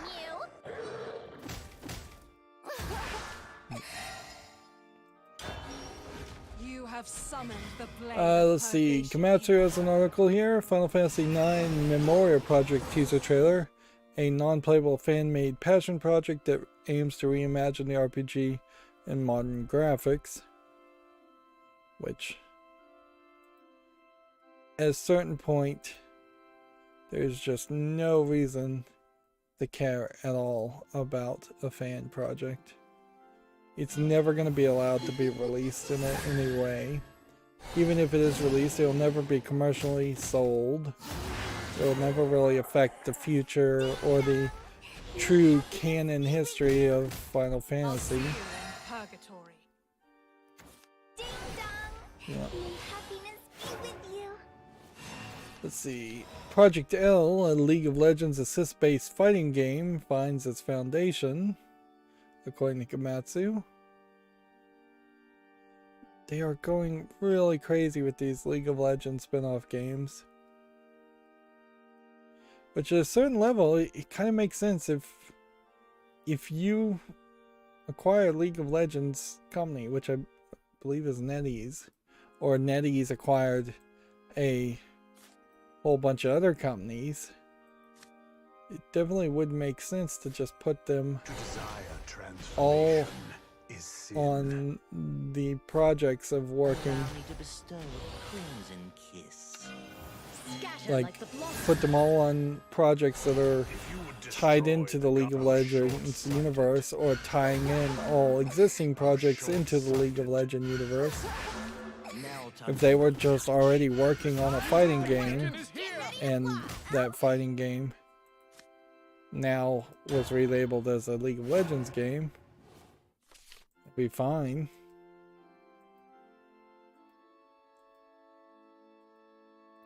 At a certain point, this is probably the first case of any company being forward-thinking enough to the point where they realize that League of Legends is going to die out, and that they need to take their characters and the love for those characters and the cosplayers for these characters, particularly in the case of Jinx, and take it to the next level and evolve it. That is something I think that Mario and Nintendo figured out too. Had they literally only made Super Mario Bros. 1, 2, and 3 and never tried to make Mario Party or Mario Kart in the Super NES, Mario probably would have burned out and died.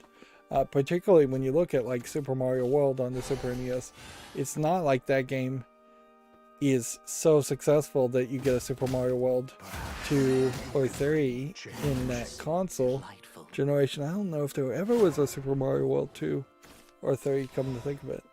I don't think there was. I should know. That's pretty ignorant of me to not know.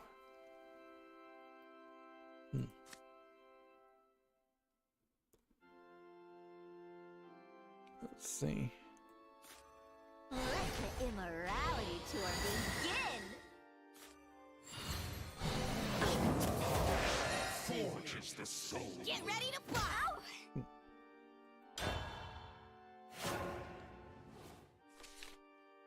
Honestly, I guess you could go through a long list of characters that would make a lot more sense. Even getting back to the Arkham Knights game, it would make a lot of sense if you made a 4-player like Batman party game, or you made a stealth game where it was Batgirl running around. It kind of makes some sense. Maybe I'm just old-fashioned, but it would kind of make sense for Batgirl to be the most agile and most stealthy of the Bat family, and then also she wouldn't have to engage in combat and get punched in the face as often, which is something you're going to have to deal with, is the fact that Batman, and particularly the Arkham Asylum series, was punching guys in the face and slamming their heads into the ground like crazy, and doing the same to female enemies is going to feel a little different. At least to most people it will. Check out my fancy footwork! You have summoned the blade of purgation here. Okay, what can we do? We can evolve here. Flash of metal, a silent night. Burn the sight of living And triumph. then we can break attack blade. this. I'll see you in Get purgation. ready And to then attack this. I will protect Give even in to your his desires. Then attack that. Get ready to fly! And attack that. Gamatsu says Varion Digital Games Expo 2021 Extra Mission Gameplay. This is some new game Oh, they must are have you in need of talked medicine? about. This here's the shady part of town. A very muscular collection of people, Seems I'd lost. and it seems like it is a I'll kind show of you. open world There is no life after hack and death slash for you. RPG. Don't forget to snag some merch. It's an interesting idea, certainly, to have very muscular, kind of more leather-clad, like warrior, more to nature characters instead of your standard English armor style characters, or more JRPG settings where they're in crazy anime belts.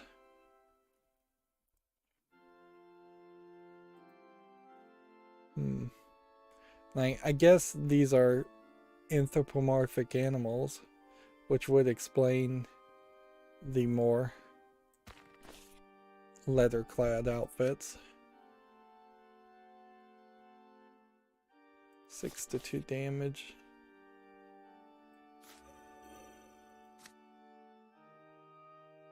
If I play this, I can't play this.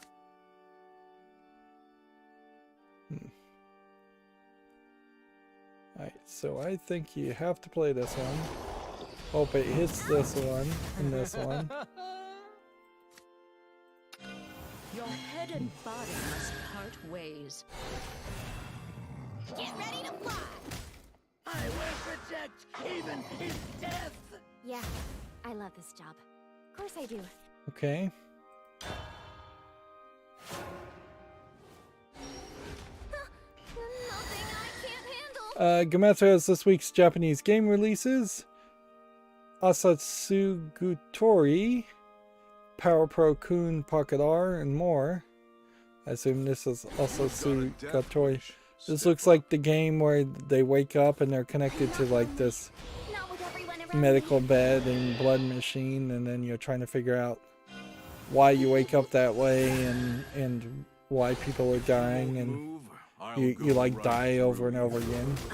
That's kind of a horror experience, whereas Power Pro Kun Pocket R is just going to be a kid-friendly chibi baseball game for the Switch. It's a little surprising that this is a PS4 game. Seems like it's both for the PS4 and Switch, but it's being advertised through the picture is just a PS4 game. Well, I guess they picked one. Come, show me the limits of your will. I don't have a horrible night because I can't evolve it. I played poorly. Begins. Played very poorly there. You will know. You've got a death wish. Step up.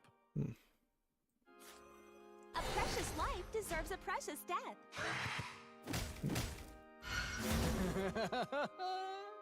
More jewels, more. Raise the price. Nothing I can't handle. Let's see. Gamatsu says a Made in Abyss binary star fall into darkness screenshots. The world of the You've got a abyss. death wish. Step up. I just saw some images of season 2 of Made in an Abyss. So I'm a little surprised they actually made it to a season 2. So much for that. It also seems like the characters look fairly different from the first season. Like they've been aged a year or so or more. And this game's animation style is not too far off from what the anime looked like. But yeah, Made in Abyss, kind of a dark tale, kind of much more not kid-friendly compared to what it looks like. So unless this game makes it a lot more kid-friendly and you have something closer to Ni no Kuni than the anime, I suspect this is a game that is going to feel oddly out of place one way or the other. I guess you can't target, so we have to hit this one, and this one. Before darkness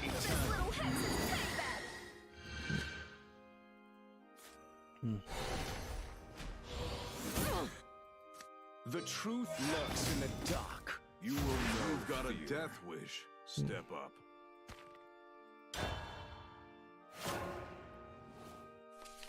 Let's see. A game called DNF Duel has an official trailer. It's a new 40-second look at a Dungeon Fighter Online based fighting game. Does DNF stand for Did Not Finish? If you've got a death wish, step It looks up. very nicely animated in this trailer, but that doesn't really mean much. And again, we have the blur on. So you've got a guy with a giant sword. This is an Arc System Works game. Some of these fighting games, particularly from Arc System Works, look really, really nicely animated. To the point where I would be willing to hear an argument that the Arc System Works games are really the games to play and everything else is competing for second place. Arc System Works, I believe, has a very custom, well-programmed software to make 3D models look like 2D anime characters. I'm the most fabulous demon of them all. Yeah, that looks interesting. As well as much as any fighting game looks interesting. Okay, this one wouldn't kill this one. This would kill this one.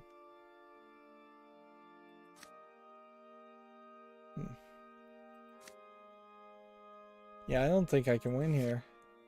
The I truth think lurks in the dark. you have to hit something like that. May happiness be with you. Hit that. Hit 2, 4, 6.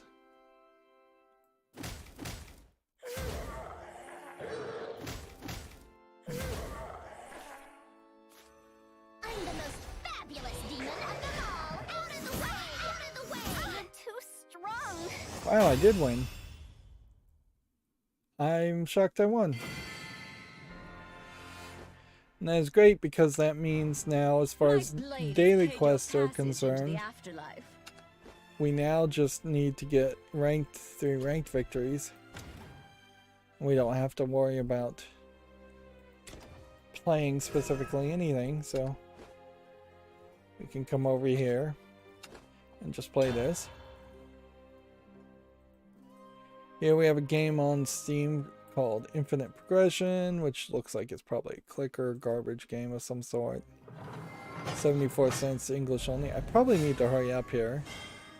Here we have a game called Ancient Gods, which looks like a card-based game focusing around Greek gods and other ancient gods, although they are drawn in kind of a unique art style.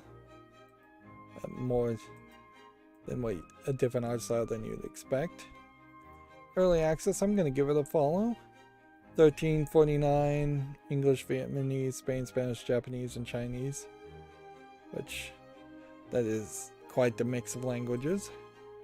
Here we have a game called High Blast, which just looks like an asset flip low polygon shooter, free to play, single English only, single player online PvP allegedly. Yep. I may still need to put more cushioning in this chair.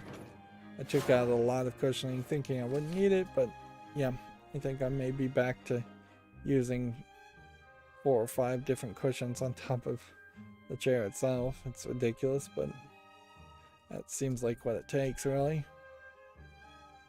A lot of the cushioning just goes really flat. Here we have a game called Take As Needed, which I don't think it's animated particularly well. It seems like it's mostly visual novel with maybe a puzzle minigame in it. And the puzzle minigame doesn't look particularly good. And frankly, it reminds me of Opus Magnum a little too much for my own happiness at this point, because I was not satisfied with Opus Magnum at all. So I'm going to say no to that. Here we have a game called Shapeshifter Shown Episode 1, which almost looks like it's a Clay Fighter clone. But I think I'd have to say no. The idea of making anything like a Clay Fighter game, I think, does not learn the lesson that Clay Fighter as a game did not really work or sell. $7.99 English only. Yeah. Even if you had like the best clay animator to ever exist, making a video game off of that probably doesn't make sense. Probably is true for stop motion animation also. If you were gonna make a like Nightmare on Christmas video game, I think you'd still animate it there. Or Coraline video game, I think you'd still want to just animate it the normal way. It looks like I'm up. For video games. You owe me an apology. Here we have a game on Steam called Hyperball Tachyon, which looks like nothing. $6.79 English only. Here we have something called B-17 Flying Fortress, World War bombers in action, which looks like a very old game, and I think it actually is a very old game because it's being published by Microprose. My blade is autumn. I don't see any reason why I'd want to play this game because I don't have any nostalgia for it. It doesn't look terrible though. If you told me this was an early 90s PC game, this kind of does feel like something that wouldn't be too terrible. $8.99 English only. But as far as my interest in covering historical games goes, that is fairly lowered by the desire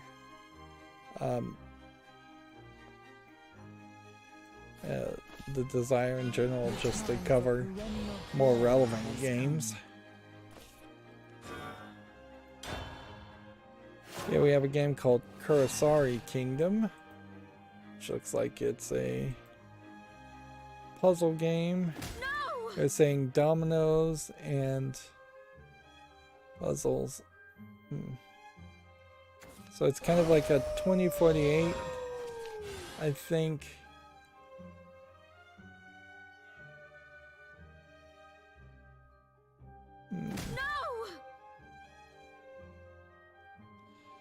I don't know, there might be something to this idea. $12.99 English, allegedly full audio.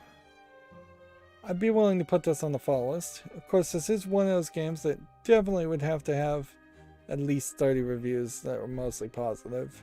Otherwise, I would just assume that this game plays very weird and has its own unique play style, but nobody cares and nobody plays it, so it's not relevant.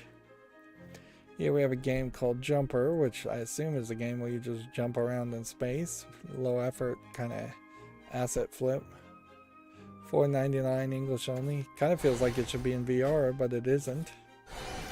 Here we have a game called Revisitor, which looks like just neon platforms. Have no real interest. We're calling it a puzzle platformer. It's free, English only. Play this. Smiles are the best medicine. That's what I wanted. Do I want to evolve and attack at this point? You're done for. Probably worth it to do that.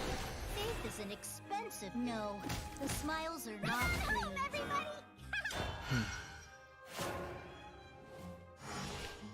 This next game is tag nudity and sexual content, so let me make sure it's okay. YouTube family friendly. Here we have a game called Midnight Mahjong, which is just 4-player Mahjong with an anime girl. It's been a while since I played Mahjong, so I don't think I would remember all of the rules particularly well. All the scoring rules. You're done for. I guess I could say yes to this, but almost certainly I would say no to this because I would just never buy it because it doesn't make a lot of sense to try and show off Mahjong and then have to bend around the nudity and the adult content.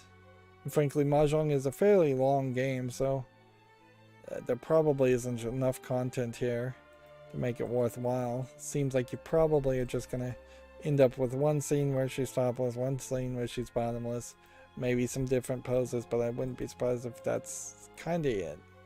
I wouldn't be surprised if it's less than like 6 images or scenes in total. So I'm gonna say no to that.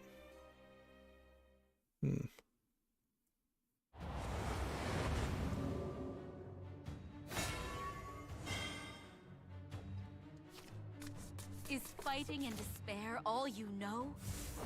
This world is brutal, but beautiful. It's funny, I think that reminded me of something, then I immediately forgot what it reminded me of, so much for that.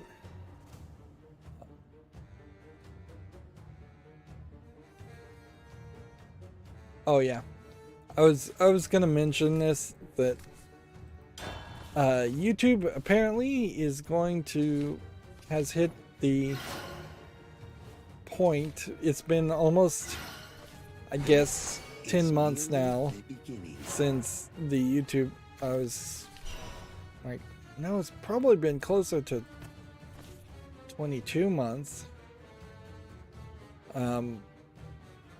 YouTube, regardless, let me just explain it.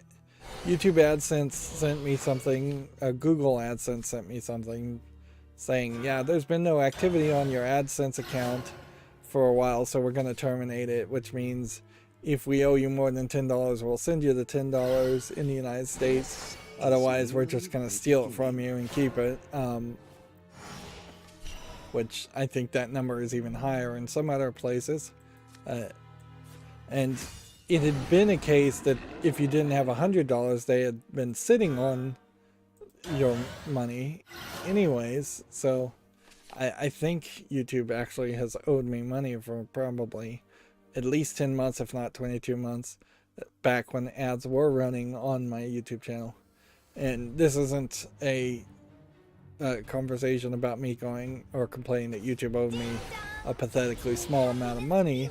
It's more of a conversation to say, at this point, YouTube and Google AdSense is going to have to pay out a decent amount of money to a lot of small-time YouTube content creators who they kicked out of the YouTube Partner Program. I'm sure they are more than happy to do that because at the end of the day it probably saves them money in the long run to not have to monitor or support so many content creators. But yeah, from an insider's perspective and from a content creator's perspective, this feels like this is the back end of another decision that YouTube made a long time ago to ruin YouTube. I could pathetically say, hey, if you can get me up to 1,000 subscribers, then in the next like 30 days, maybe then they wouldn't terminate the AdSense account, but I kind of don't care. Like, if anything, it might make it just that much easier if I ever did get 1,000 subscribers to not even bother to turn on ads and AdSense, although I kind of think I still would. Like, I still very much am in the position where I'm not really trying to care too much about trying to profit off of my content, although it would be nice if I did. Same thing kind of happened also for my Patreon, and I don't know when that actually happened, but I went and looked at my actual Patreon and saw that it had been disabled. I doubt anybody even ever had clicked on that link and tried to support me via Patreon, even though I asked people to. So yeah, my channel is still pathetically rolling around in the mud as far as any way of turning it into something that even slightly looks like a real world job. You're in good hands. You were done for. And yeah, I would definitely suggest people not try and make YouTube channels and not try and be YouTubers, because you're highly unlikely to succeed. You have to be in a very specific situation.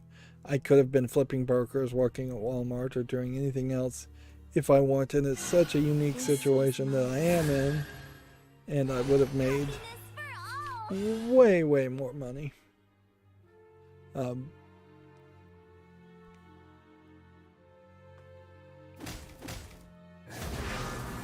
Let's see. Gamatsu has an article here. Nostalgic Train is coming to the PS5, PS4 on November 25th. Seems like yet another Japanese game around the idea of being nostalgic and riding a train. Kunio-kun 35th Anniversary Birthday Beatdown Special live stream has been set for November 26th, according to Gamatsu. This is the River City Ransom characters, I believe. Although I believe Kunio-kun and games starring Kunio-kun actually predate River City Ransom. This. And then this. The real battle begins. Let him go! He was so lonely. And then Why is this I guess so you do that.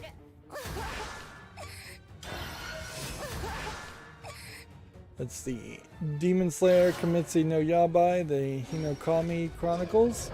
Have a trailer for Yahaba and Susumaru, two of the demons.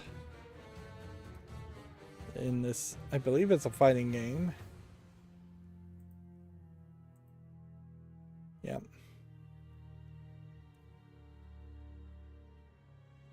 I guess the thing is,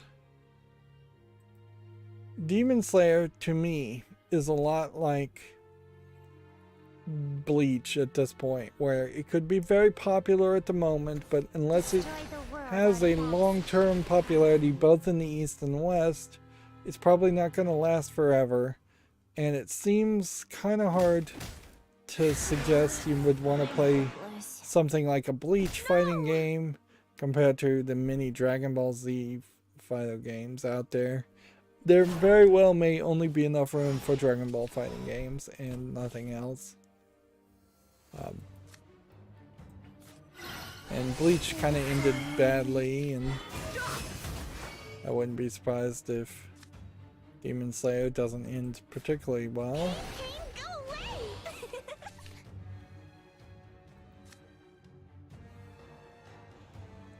Okay, I didn't do that right. Let us conclude. 1, 2. Come on, smile.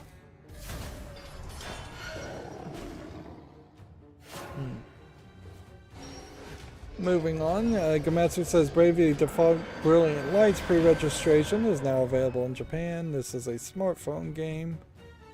Looks like an interesting image, but the art style for Bravely Default always looks interesting. Although the actual characters seem like they are more just soft cell CGI. Although, wouldn't really call them chibi.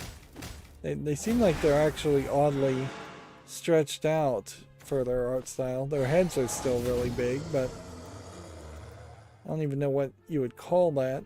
Seems like it's a whole new attempt on things.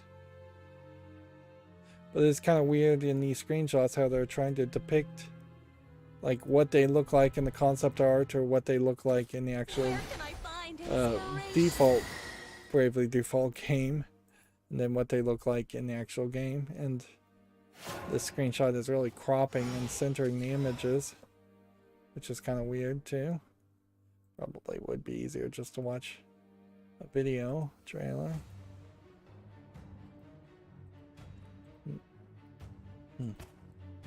Still haven't really gotten anywhere close to the idea of covering PC games. Like I mean smartphone games. I really don't have any idea how you would do that. The greater your sin, the crispier I make you. The time for perennial prayer has come.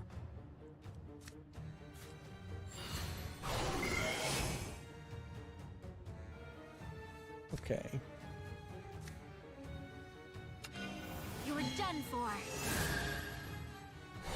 Well done. Just the way. Time for your purification. Let's see, Gamatsu had the Idolmaster Starlight Season Starlight Report DLC special. That was an event, it has passed. Microids and Pasta Games announced Arkanoid Eternal Battle.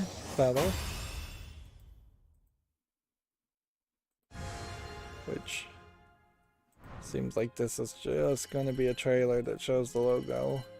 Nothing. Arkanoid Eternal Battle could be kinda anything. So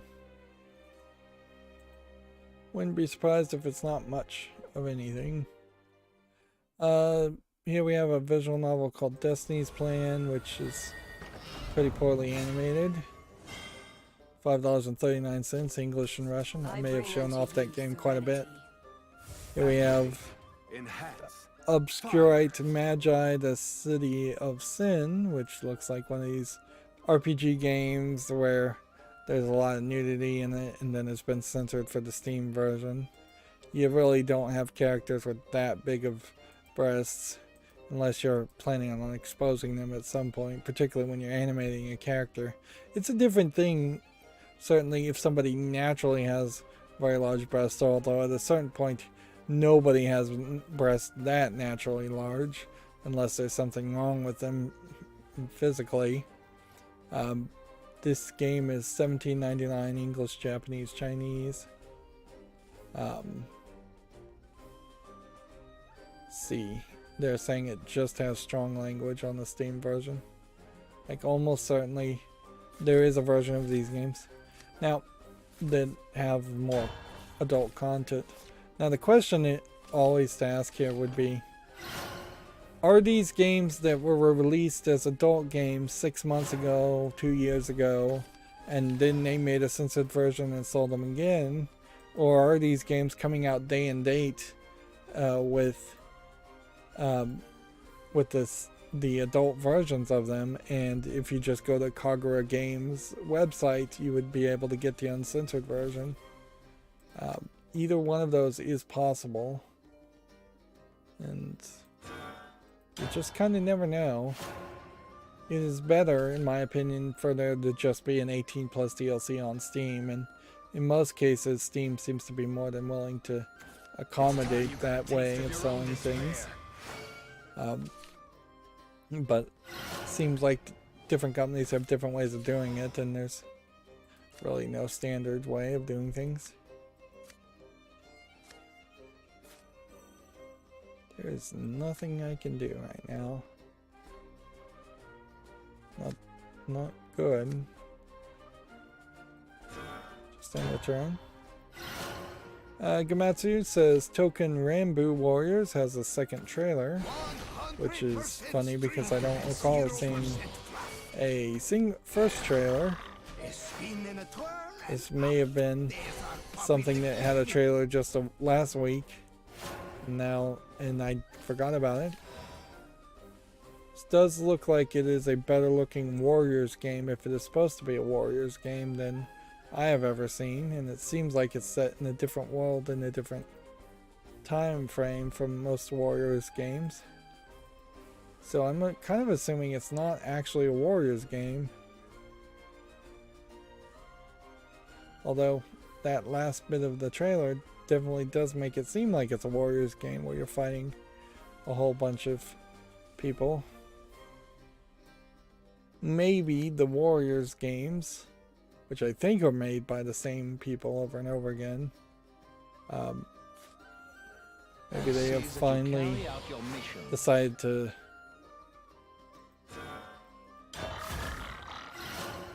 change their visuals and try something different. Let's see, Komatsu says Atelier Sophie 2, The Alchemist of the Mysterious Dream, has a Plachetta trailer. I assume this character is Plachetta. Which, yeah. Do we really need to see a trailer for every single character in the game?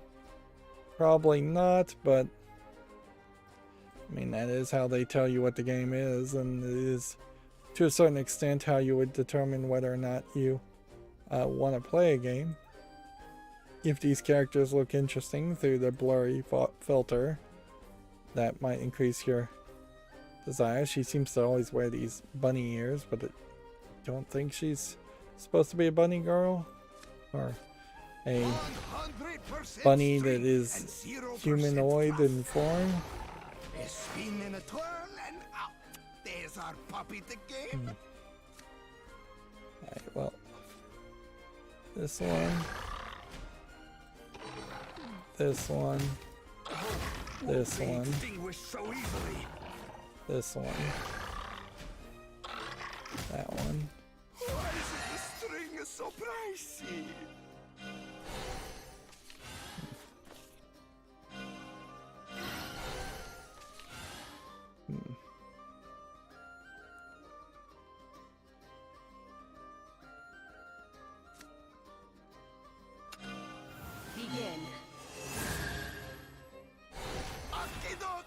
Watch as I wind and wind. Running is always an option. I think that worked fairly nicely.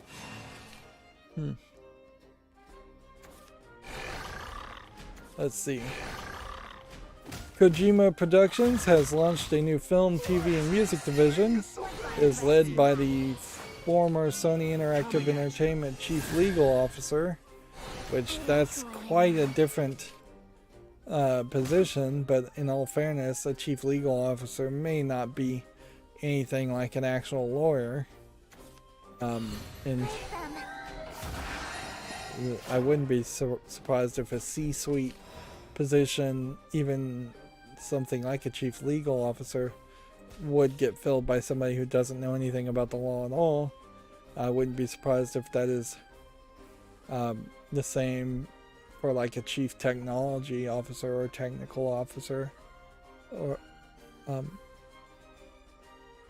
where they may not know anything about computers at all. Hostile life form detected. The unknown lies And beyond the certainly they would clouds. argue, some people, higher managers would argue that they don't need to know anything because they are just that good of a leader, Hostile life form. that it doesn't matter Sustained. what they're in charge of, as long as they can lead their team, or the people beneath them, which wouldn't even really be a team, it'd just be everybody in that department. Here we have a game on Steam called Armored Front Tiger Command, which looks like you control a tank, and while it might be slightly interesting to have a simulation where you control a tank, I don't feel like there's quite enough game there, and frankly I think it's kind of crazy and complicated to drive tanks, and not something that I think people would want to learn. In a lot of ways it's probably not too far off from a airplane flight simulator game, where if you're letting me have decent controls to control a plane, I'm on board. But if you're asking me to actually fly a plane the way planes get flown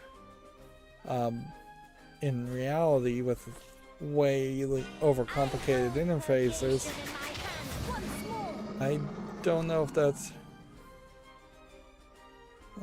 something I really would care to do. This'll be over quick. Everything was alive. Gonna have to fix myself up.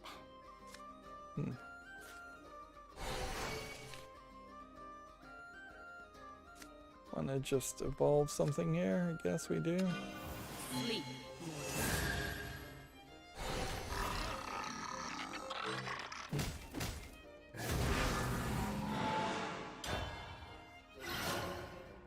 Let's see. Next we have a game that looks like it's in Chinese only. Some kind of time manipulation puzzle game. I can't Doesn't move. seem that complicated. $1.99 Chinese only. Yeah, it seems like it's just mostly a slide puzzle game. Here we have another game that looks like it's probably Chinese only. Looks like a horror asset flip game. Free to play. Japanese only. I was wrong.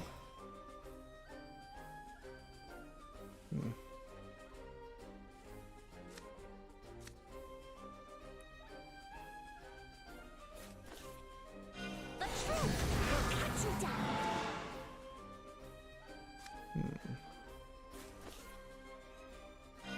Oh, guinea pigs, where are you? Play this. 100% Do strength this. and 0 spin in a turn and out. There's our puppy the game. We evolve here. We can take out to 7. Accept harmony. That's probably about as much as we can do. Do this. Do this. Do this. That. And that. Verifying access. Here we have a game called Patriots Back to Civilization, which looks like it's probably an infinite driver / runner. No interest, $1.19, English only. Here we have a game called Faircroft's Antiques The Forbidden Crypt, which looks like it's just a hidden object game. Good guinea pig. $5.24. Still not a terrible price for a hidden object game. And I will say, I kind of like the idea of Faircroft's Antiques being this series in which you have a kind of female protagonist that is actually kind of an empowered protagonist potentially. That's what I'm assuming just off the first frame here, is that she's more of an empowered protagonist, whereas in other games you've definitely seen a case where you maybe are playing as a female character, but their kids are missing, or they're trapped in a horror escape, and there's just always something there that is directing them, guiding them, forcing them into acting. 100% string and 0% fluff. Begin. Tell me what to do, like this? Then I have to fix myself up. That one. And in the turn. Of course, I am definitely reading a lot into that single image. Here we have a game called Pizza Man, which looks like it's a platformer of some sort. Doesn't look particularly interesting, although I will say it looks a little bit more visual polished than you would expect. Early access, 59 cents, English only. Here we have another hidden object game, Search All Steampunk, for $1.19. Several languages, claiming full audio in every language on Steam. Here we have a game called Jojo Fighters, which looks like nothing of interest. 59 cents, English only.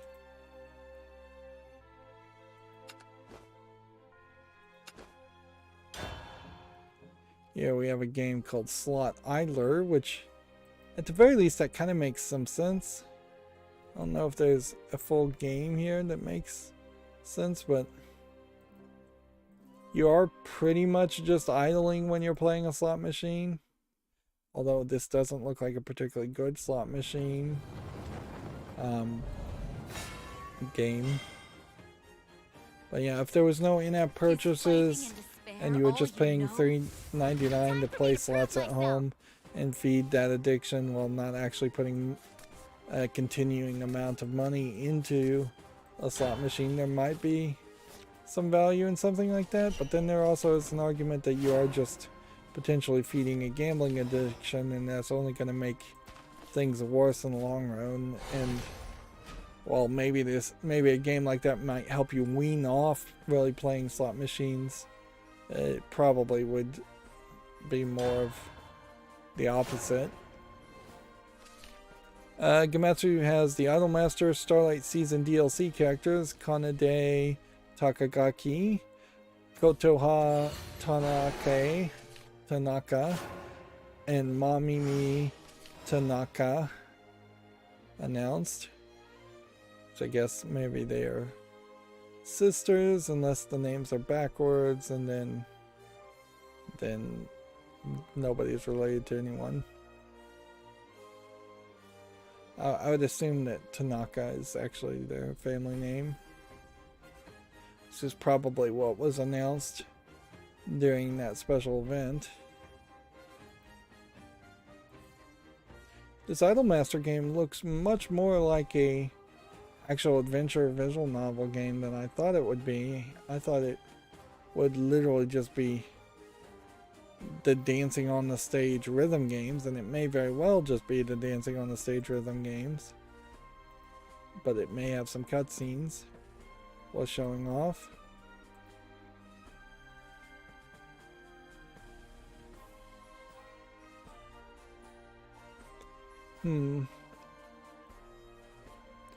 I don't know if there would be really anything that would convince me to play an Idolmaster game if it is just going to be a rhythm game, though.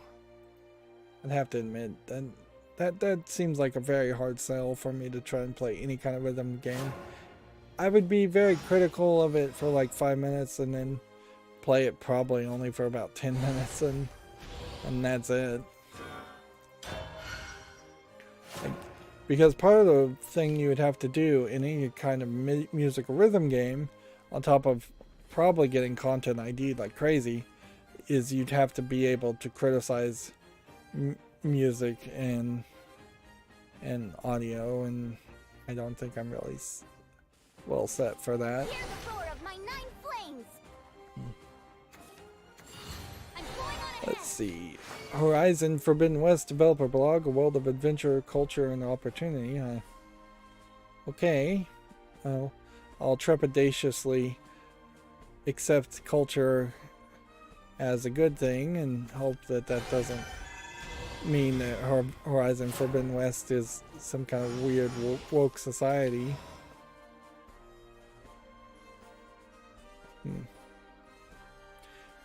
This blog, though, and looking at the city does make it feel like there is just going to be a bigger, more interactive world for Forbidden West compared to the first game, where I think you probably spend a lot more of your time just wandering big open grassy fields. Rot and ravage, dear forest. Gamatsu has the Hitman 3 Year 2 content being announced, Grovel, which like a maggot, you. they're going to add virtual reality support in January, exclusive Target Arcade, and ray tracing for PC, which it doesn't seem like there's going to be any details as far as the actual maps or storyline or modes, ways to play. And I again would have to feel like you are going to be in a weird position with Hitman if you were to try to actually play it right now. Oh, come on!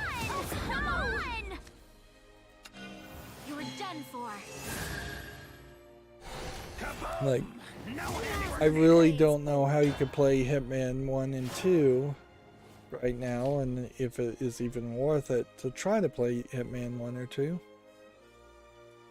The game The Tourist, misspelled Tourist instead of IST, is coming to Steam on December. Previously it was only available in the Microsoft Store. I don't know if there's really much of a game here. It looks just like a low polygon thing. Yeah, we have a game on Steam called Bogdanov vs. Wojak Simulator, which sounds like a troll joke game, and there's these meme faces, so I assume that's the case. $1.19, English only. Here we have a game called Biobotz, which looks like an asset flip first-person shooter. Early access, free to play. English only. Here we have a game called Robot 88, which looks kind of like a robot boxing game, but I don't think there's enough here. Robot fighting game. Hey, let's play. It's online PvP only, English, $5.99. I think we have to say no to that.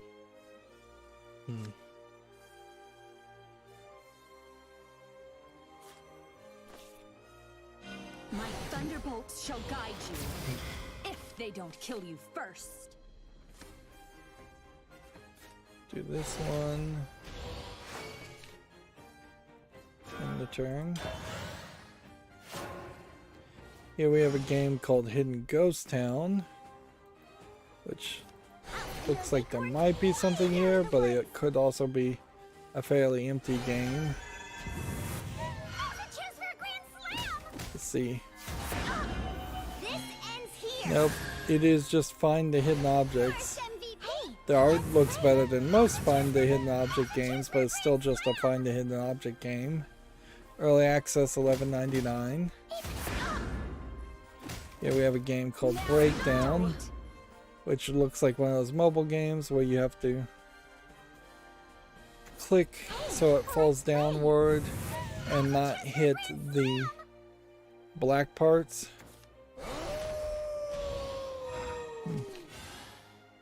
Stop!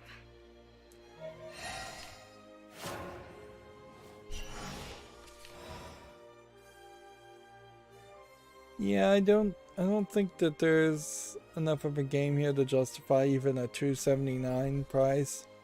English only. Like, even as a cell phone game, this was a concept that I think really only worked for a brief moment in time, and then Your shining faith will most carry people you probably lost interest in it.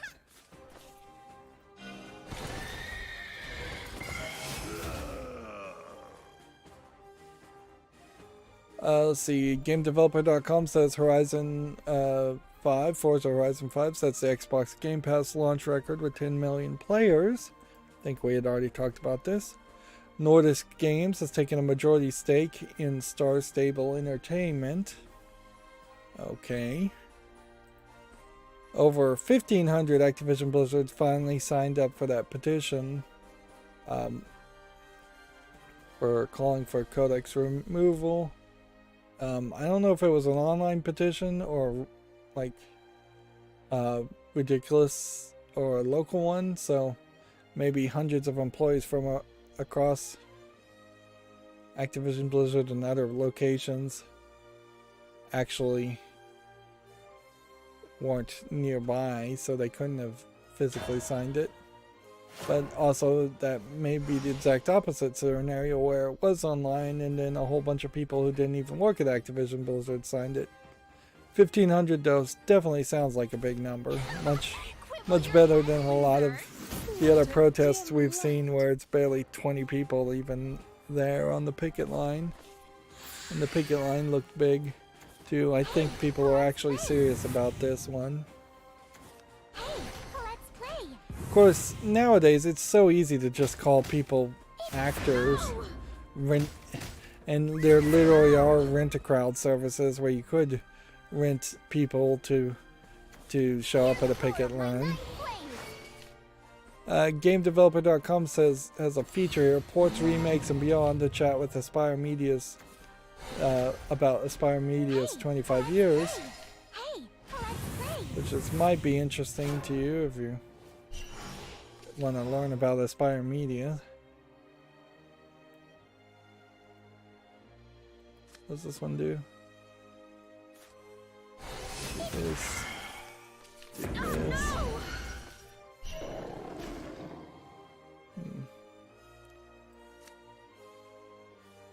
Let's go ahead and end the turn. GameDeveloper.com has the same article. Kodak would consider leaving Activision Blizzard if he fails to fix culture issue. The Wolfire Games antitrust lawsuit against Valve has been dismissed. Although I don't even remember this lawsuit. It's been so long. A U.S. district judge says that Wolfire does not articulate sufficient facts to plausibly allege an antitrust injury. Which in part I think means that if somebody was going to bring an antitrust lawsuit, it probably would have to be an actually injured party that could prove it, or the US government themselves, and probably the US government would get a much better case. So the case has just been dismissed, probably with prejudice, maybe not, so maybe they could refile. This is the Overgrowth developer filed a lawsuit in April after claiming an extraordinarily high cut of revenue Valve takes from Steam developers. Ah, yes. This was the company that was upset about the 30% cut that pretty much is in line with every other storefront that sells video games.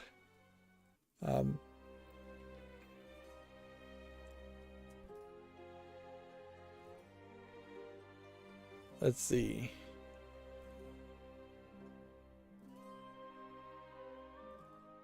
And I quote here in the document uploaded to court listener, the judge, which maybe they should always reference the district judge as district judge coroner instead of shortening it, but whatever. Or just saying the judge, said that Wolfire failed to prove that Valve's fees are supra competitive. Which supra, I guess in this case, means below competitive instead of super being above. That's a funny way to phrase it, but whatever. That is legalese in a nutshell. Find the funniest way to phrase anything so people don't understand. Explaining that the company has always charged the same fee to game publishers, 30%, yet did not become dominant in the market until 2013. So I guess if Valve ever increased their percentage cut or their percentage fees, they might be in trouble. Arguably, maybe that's true for any business, is that you should probably start off with a fairly high fee and never lower it for fear of somebody claiming that your previous fees were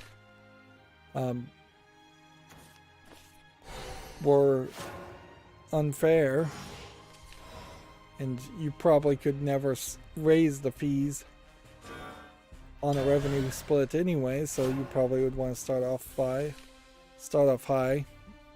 Now you can lower it. I don't think anybody would complain there. It's the raising it.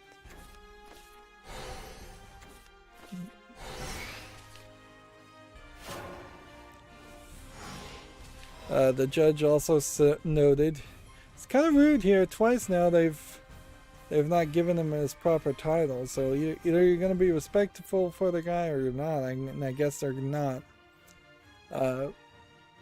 Also noted that while some other storefronts have undercut Steam in that regard, they have yet to wrestle away dominance from Valve, suggesting its fee is consistent with Steam's platform value to game publisher. Let's see. It was dismissed without prejudice and will leave to amend, meaning the company will be able to file a second amended complaint addressing those issues and others highlighted by the judge within 30 days, which I wouldn't be surprised if that is exactly what happens, because that is the long process of the court system. And then GameDeveloper.com says Death Stranding developer Kojima Productions opens a multimedia division in California. Opening in California too is really another stake in the ground, certainly saying that Kojima has no interest of ever working in or from Japan again, and he has gone full Hollywood, for lack of a better term. Go away!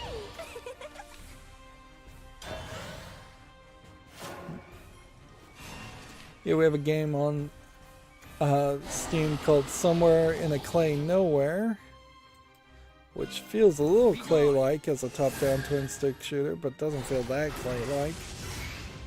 It's $5.99 English only. Not too interested in it.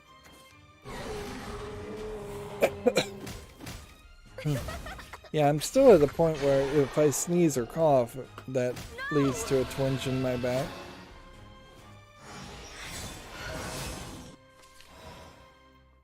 Although I kind of somewhat wisely also took pain pills before streaming today, which that usually leads to me falling asleep. Also, I suspect maybe I'm kind of always in pain, as crazy as that sounds, and whenever I do take aspirin or acetaminophen, whatever, I do tend to fall asleep and sleep a little bit better.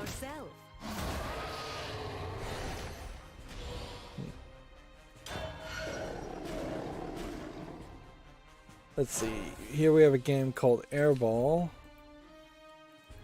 which, yeah, kind of looks like a 90s game, but also kind of looks like nothing of interest, even as a 90s game. I mean, you really have to recognize just how many old 90s games really sucked and weren't worth playing. $3.39 English only. Yeah, generally old games. There was a lot of them that really sucked. And This is how you do fireworks. there is I think a lot of value in potentially. The time for perennial prayer has come. Like The real battle begins. keeping that in mind. Yeah, keeping in mind the fact that a significant amount of old games sucked, and yeah, even today there's a significant amount of new games that suck. So, like, I'll hit the bed. I guess that's true for everything, though. I don't Is a garden plan. I don't think there's any medium of creation in which a vast majority of things are good. If there is a medium like that, it's probably Won't be long now. fairly mediocre. I'd say probably jigsaw puzzles are somewhat close to that, where Prayers. since most jigsaw puzzles are about the same number of pieces, the same size and shape of pieces, I think an average jigsaw puzzle is an extremely average. But there are a few instances certainly where you have some amazing jigsaw puzzles, things that go above and beyond Let us what you would normally expect.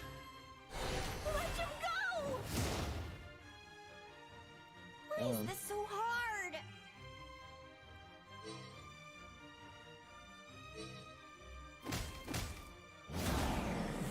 Well, that did not work.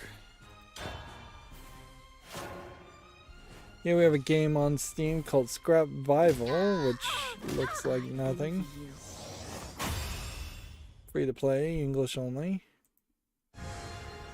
Here we have a game on Steam called Crazy Alien, which looks like just a platformer of no real interest, even though the animation looks kind of nice. 59 cents, English only. Here we have a game called Duck Simulator, which looks very low effort. For free, English only. Here we have a game that's probably Chinese only, called Fate Secret 2. Doesn't look bad. Unfortunately, English not supported, $22.60, Chinese only. Here we have a game called The Missing Link, which just looks like an RPG game. $6.99, English and Portuguese Brazil. Here we have a game called 2020 Trail, which looks like it's probably a joke game. Oregon Trail parody game, but doesn't really look like it's anything worth playing. It's free with in-app purchases. That's a bad business model, I think, for that type of game. Here we have a game called Needin, which looks like a asset flip garbage game. 84 cents, English and Turkish. It's an interesting price, 84 cents. Gamatsu says the co-op puzzle game Zoya, the Celestial Sisters for Switch and PC launches February 8th, 2022. Which there might be something here of interest. It does potentially look interesting.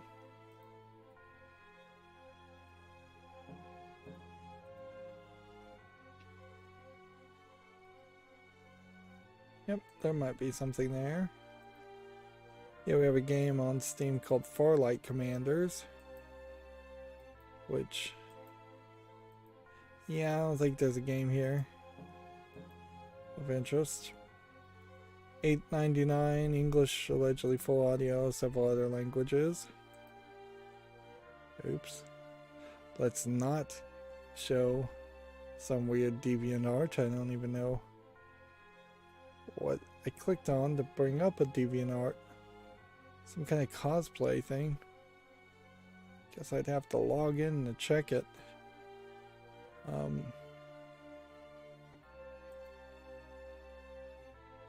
Let's see.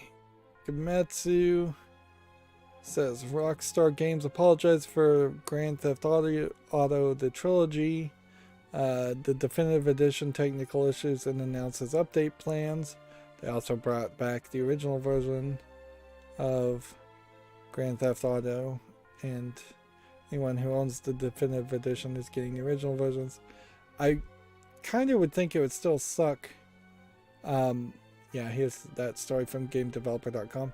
It'd really suck though if very little effort actually was put on the definitive editions and they just give you the original editions, and this was in some weird way a bait and switch to try and get people to purchase the original versions for people who hadn't already owned it, and or repurchase the original editions, because yes, they probably would never completely delist the definitive editions, but it may always be such a worst case product that people have effectively maybe bought the game twice,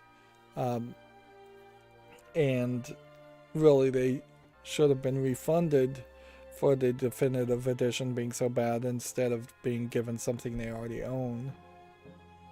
Let's see. Yeah, I don't think, just because of my back, I don't think it's really worth it to try and like get ranked wins here or play off screen,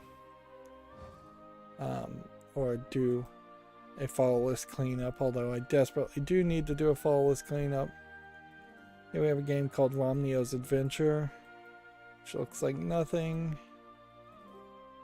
Here we have Steam experiencing some downtime. Then we reload. Game called Cybird. This looks very neon-y, but there might be a game here.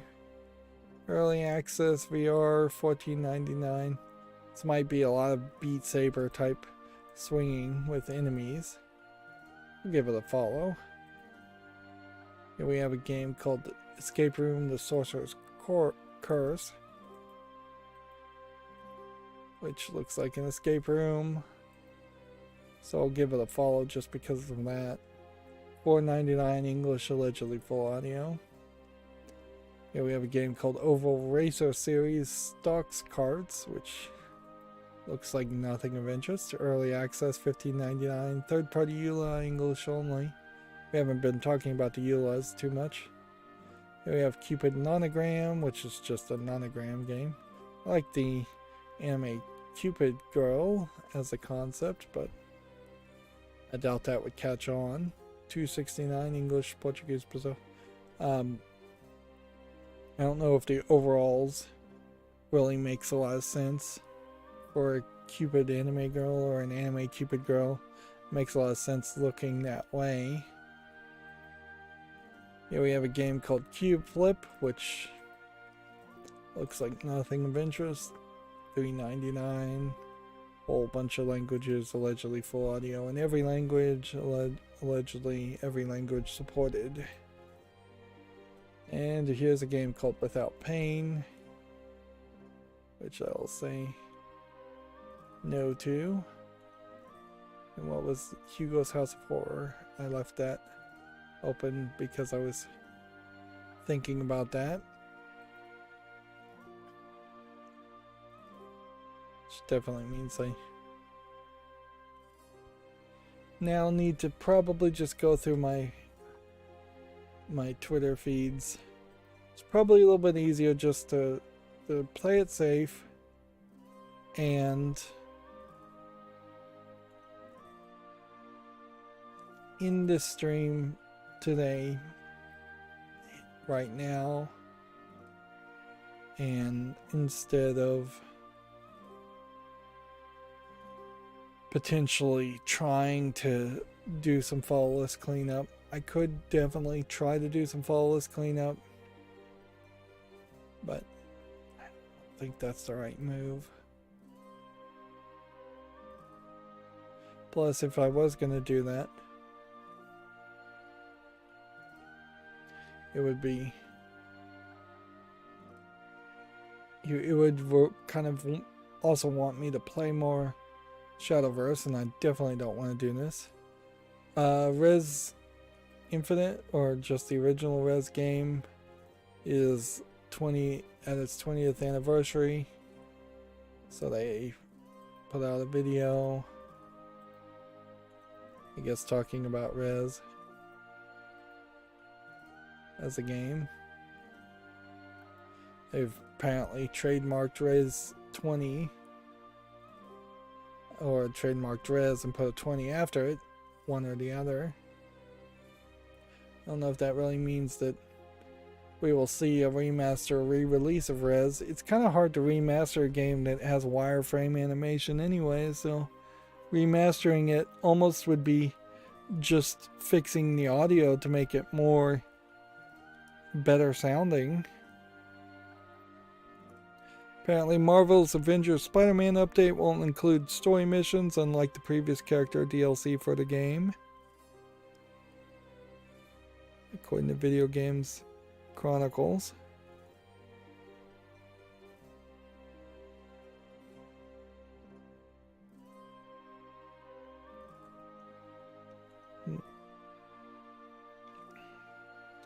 Yeah, I guess I started fairly early, so there's not like there's a lot of news even to talk about.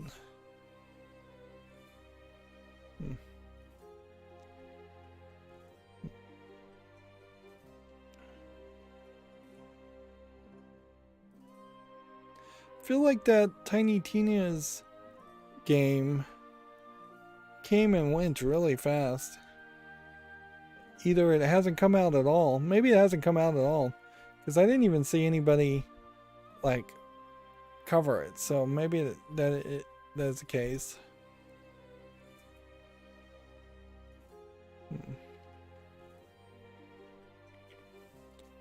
THQ Nordic apparently just launched a Twitter page specifically for their store, their US storefront, which maybe that is the goal, is that eventually THQ Nordic will be just such a big publisher that they can convince people to buy direct from them. I wouldn't be surprised if we start to see a lot more of that happening, where people are selling directly from their own storefronts, and retail stores, resellers like Walmart and such don't have enough power to stop them or compete with them. A lot of that would certainly come down to how many websites you're willing to put your credit card into. A service like PayPal, if PayPal didn't have so many other problems that it creates for itself, could have very much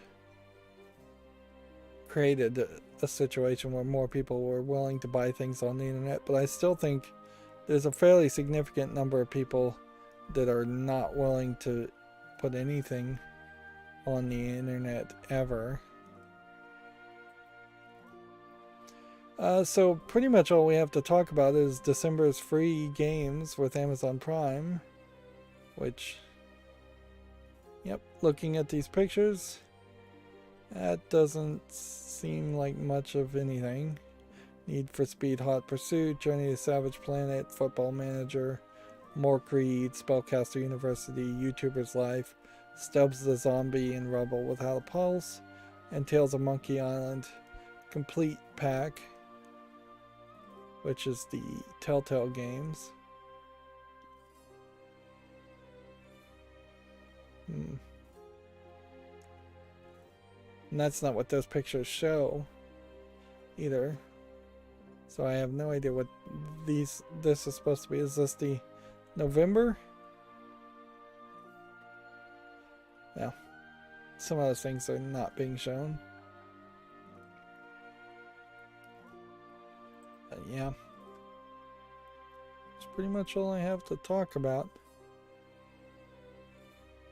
Like, in theory, there are about 20 games here, starting with F, that we could look at to do some fall list cleanup. And that would get me from F to G.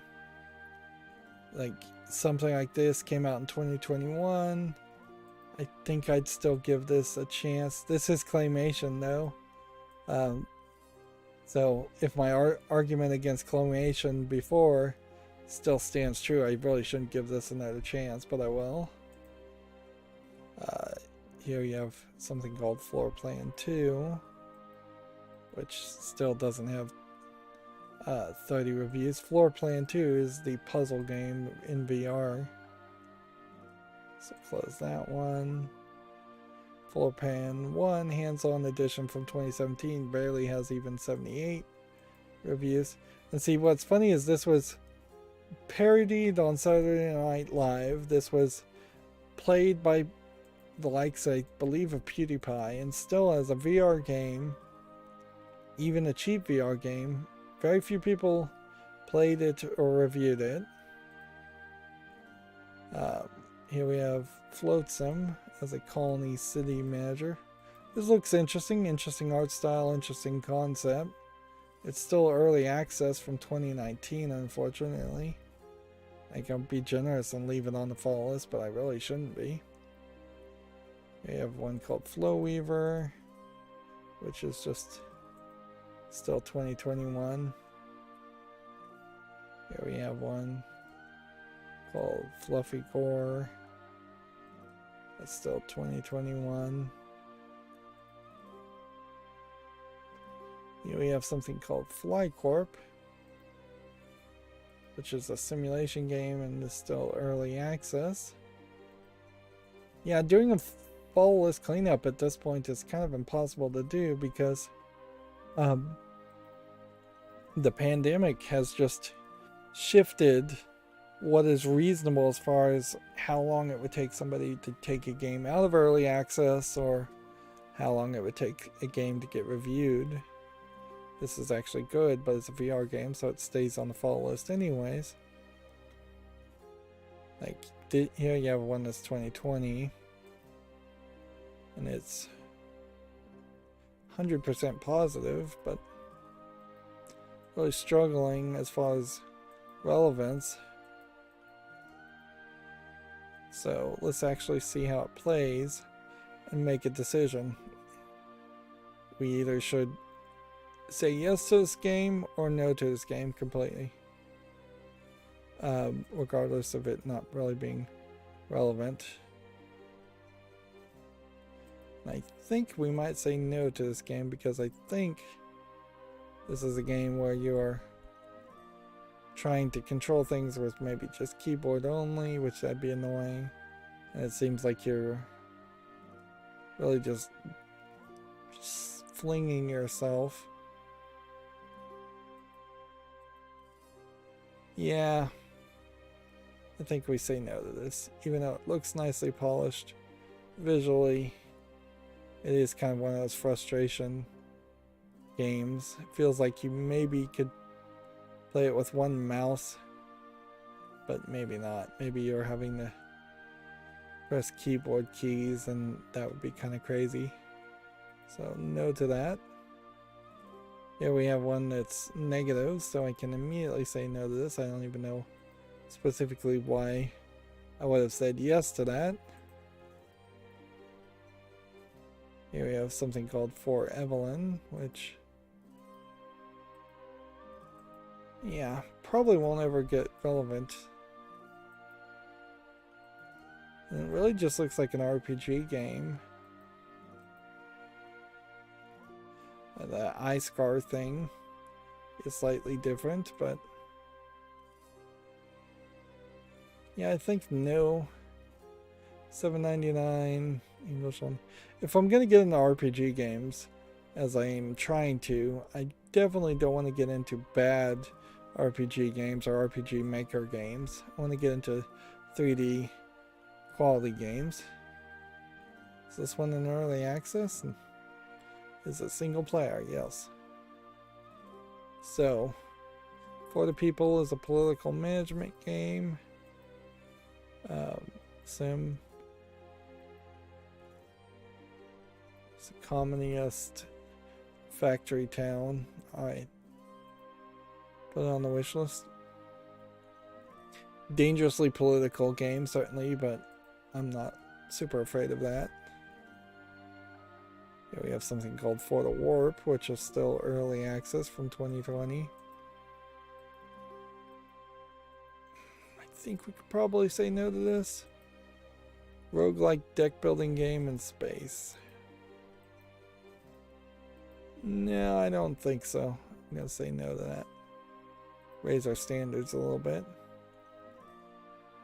Here we have something that's mixed reviewed, which is a shame because it looks like it could have been good, but we'll get rid of that. Foregone. Is this early access? No. Is it single player? No.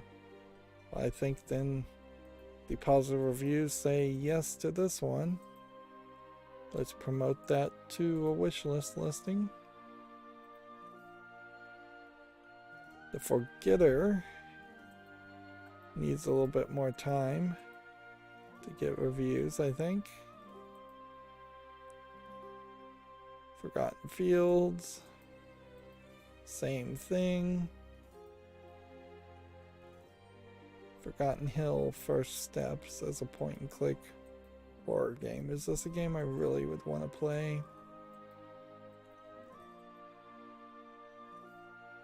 Well, I'll give it a chance and put it on the wish list. Maybe I shouldn't do that, but $2.99 doesn't seem crazy. And I guess the question would be,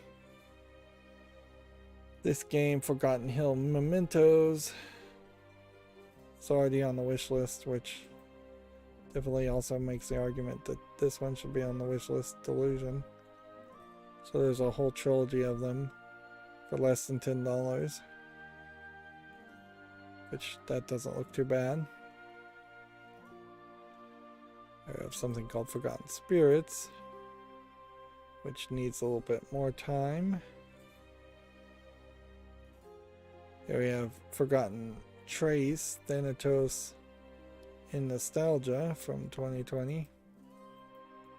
I think we can say no to this visual novel. Doesn't look particularly great or well animated. We'll get rid of that. Probably have far too many visual novels.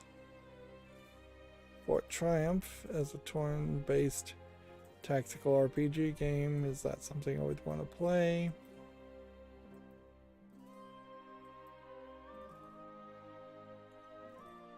Says it's turn-based combat like of XCOM with the world exploration of Heroes of Might and Magic. I would assume is what HOMM stands for.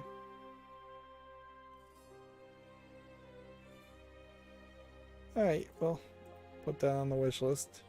Seems good enough. Is there any reason to buy Forza Horizon 4 at this point? Probably not, but whatever. This came out March 9th and we're already up to the 5th game. Here we have something called Fossil Fuel, which looks like you're shooting dinosaurs. And it actually looks good. So we'll put that on the wish list. $19.99. English only. Fostering Apocalypse needs a little bit more time to get reviews. Video Poker doesn't look terrible, so we'll leave it on the fall list. Fox Hime Zero is overwhelmingly positive as a visual novel, and I guess at a certain point I think my wish list may just get full of visual novel games. $1.99. Japanese full audio. See if there's any adult content warning. Nope, not really.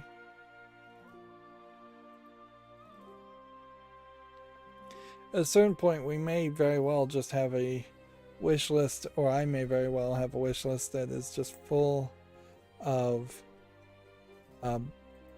visual novels, and if somebody gives me the visual novel I'll cover it, but otherwise maybe not. And at a certain point my wish list may just be visual novels, and then there's very little desire to potentially buy more games at that point. But there will always be newer games on the wish list, certainly. This Fox in the Woods doesn't look like anything of interest, so I'm going to take it off. Looks like a survival game. Fox and Land. needs more time with only 17 reviews. Fox Paw, a furry breakout light adventure, would need more time. This game is mostly positive. Fragile, although it is mixed more recently. This is a VR game. Nope. Well, overall, Mob Rule says it's 70% positive, just right there on the edge. So I'll put it on the wish list. But yeah, does kind of feel like it would be a tough sell compared to almost any other game. Feral Faces, I don't even know why this would have been on the fall list. This looks like just total garbage. I guess these weird animation styles may have caught my attention for a brief second, but yeah, I think what you have is a case here of a poorly made top-down animation, top-down shooter that had some weird animation that caught my attention. Let's take that off the fall list. Here we have Frayne Odyssey, Dragon's Odyssey. Frayne Dragon's Odyssey is what it's called. Which, yep, I think we have to say no to that. Honestly, not really good reason why that was on the fall list in the first place. Franken Time Twister Machine in 2019. I think we have to say no to that. I often have a lot of weird games, but more and more I'm learning that there's plenty of good weird games that you don't need to try and have bad weird games on top of that, or mediocre weird games. Frankentin Roots from 2019. I think we can remove that one too. Start getting rid of things from 2019. Frenuki's Adventure. It's mostly positive, so I'll give it a little bit more time. Here we have Freaky Clown Town Mystery, which is mixed. Which is a shame, but I'll get rid of it. I mean, if you have a free game and it's still not getting reviewed well, that says something. Here we have Frederick, which is mostly positive, but it doesn't have... It's a music game series. I guess the question would be, are the other two games? Yeah. I already own the other two games. I might as well just put in Frederick 3 here.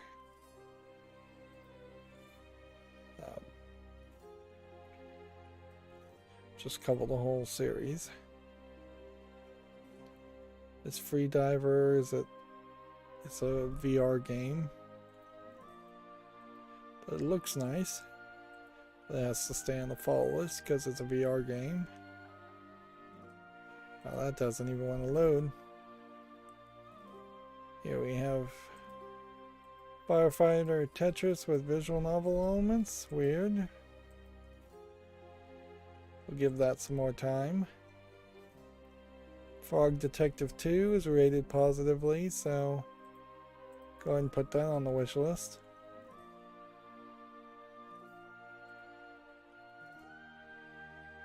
Frog's Princess.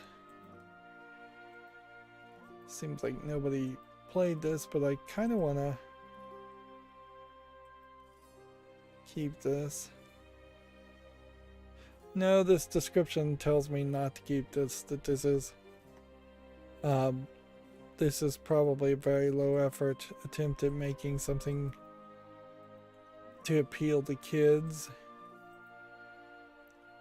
Because you pick your decisions based on these emotions and moves as a visual novel, but then you're still kind of making a novel, which doesn't make sense.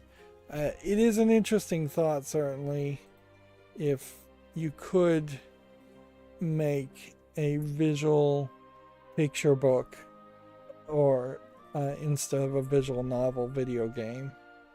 But I just suspect that really would never work. Frog World here. Yeah, there might be something to this, but probably not. We'll leave it on the fall list. We have a game called From the Shadows. Is this early access? Nope. It's rated well. Let's put it on the wish list then. Yep. Doesn't look great, but it's also free, so whatever. Frontier Quests needs more time. We have about 10 more games. Frontline World War II needs more time. Frost is rated well as a deck building survival RPG game. A little too much white on white, certainly, but I guess that would be Snow. Single player only, English and French. Put that on the wish list. Again, this is probably one of those games where I'd never actually buy or play, though. Fruit Factory. I think we can say no to that since it has only one review. Fuji. It's rated very positively. Is it a VR game? Yes, it is, so it stays on the fall list. Furious Seas is a VR game, so it stays on the fall list. Furry Fury. It's rated very positively. Can you play it single player? Yes, but it's still early access from 2019. Which, at a certain point, I think you just have to give up on something that's early access. Like something that they didn't update, so I'm gonna just get rid of it. Maybe this is gonna be a hidden gem we miss, but I mean, what can you do when if they don't ever bother to update and come out of early access, and it's been 2 years even in a pandemic? That's kind of crazy. Fury Unleashed. Is this early access? No. Single player. It's like a platforming shooter or maybe Metroidvania game. Let's put that on the wish list. And then the last game we have here is called Fuzzy Dungeon, which needs a little bit more time. So yes, we were able to fix the issue for the most part. The only other game we had here was Freestyle 2 Street Basketball, which overall is on the edge, but positive. It's free to play with a lot of DLC, but it's MMO, unfortunately. So I bet it's probably pretty dead. It's a shame there isn't a single player version of this, because this looks really nice. It's a nice art style and a nice concept, but I have to say no to that. And see, that will effectively allow me to now open up off screen all the G letter things on the fall list, and we can just constantly, as we get free time, work on cleaning up the fall list, which I added a ton of games to the fall list last week, and that was probably a mistake, but at least we got things done. In fact, we've gotten things so much done that we were able to do fall list cleanup today. The only thing we didn't accomplish was getting all those ranked wins on Shadowverse, but I don't really care too much about that. Alright, well, that's going to be it for this stream. As always, I ask you to like, share, subscribe, comment, and watch every second of my videos. If you want a friend or follow me on any social media sites, there's a bunch of links down below. And if you want to support me further, you can friend me on Steam and gift me a game or a gift card, or you could click on the link to Patreon and, assuming it works, actually support me there. Thank you for watching.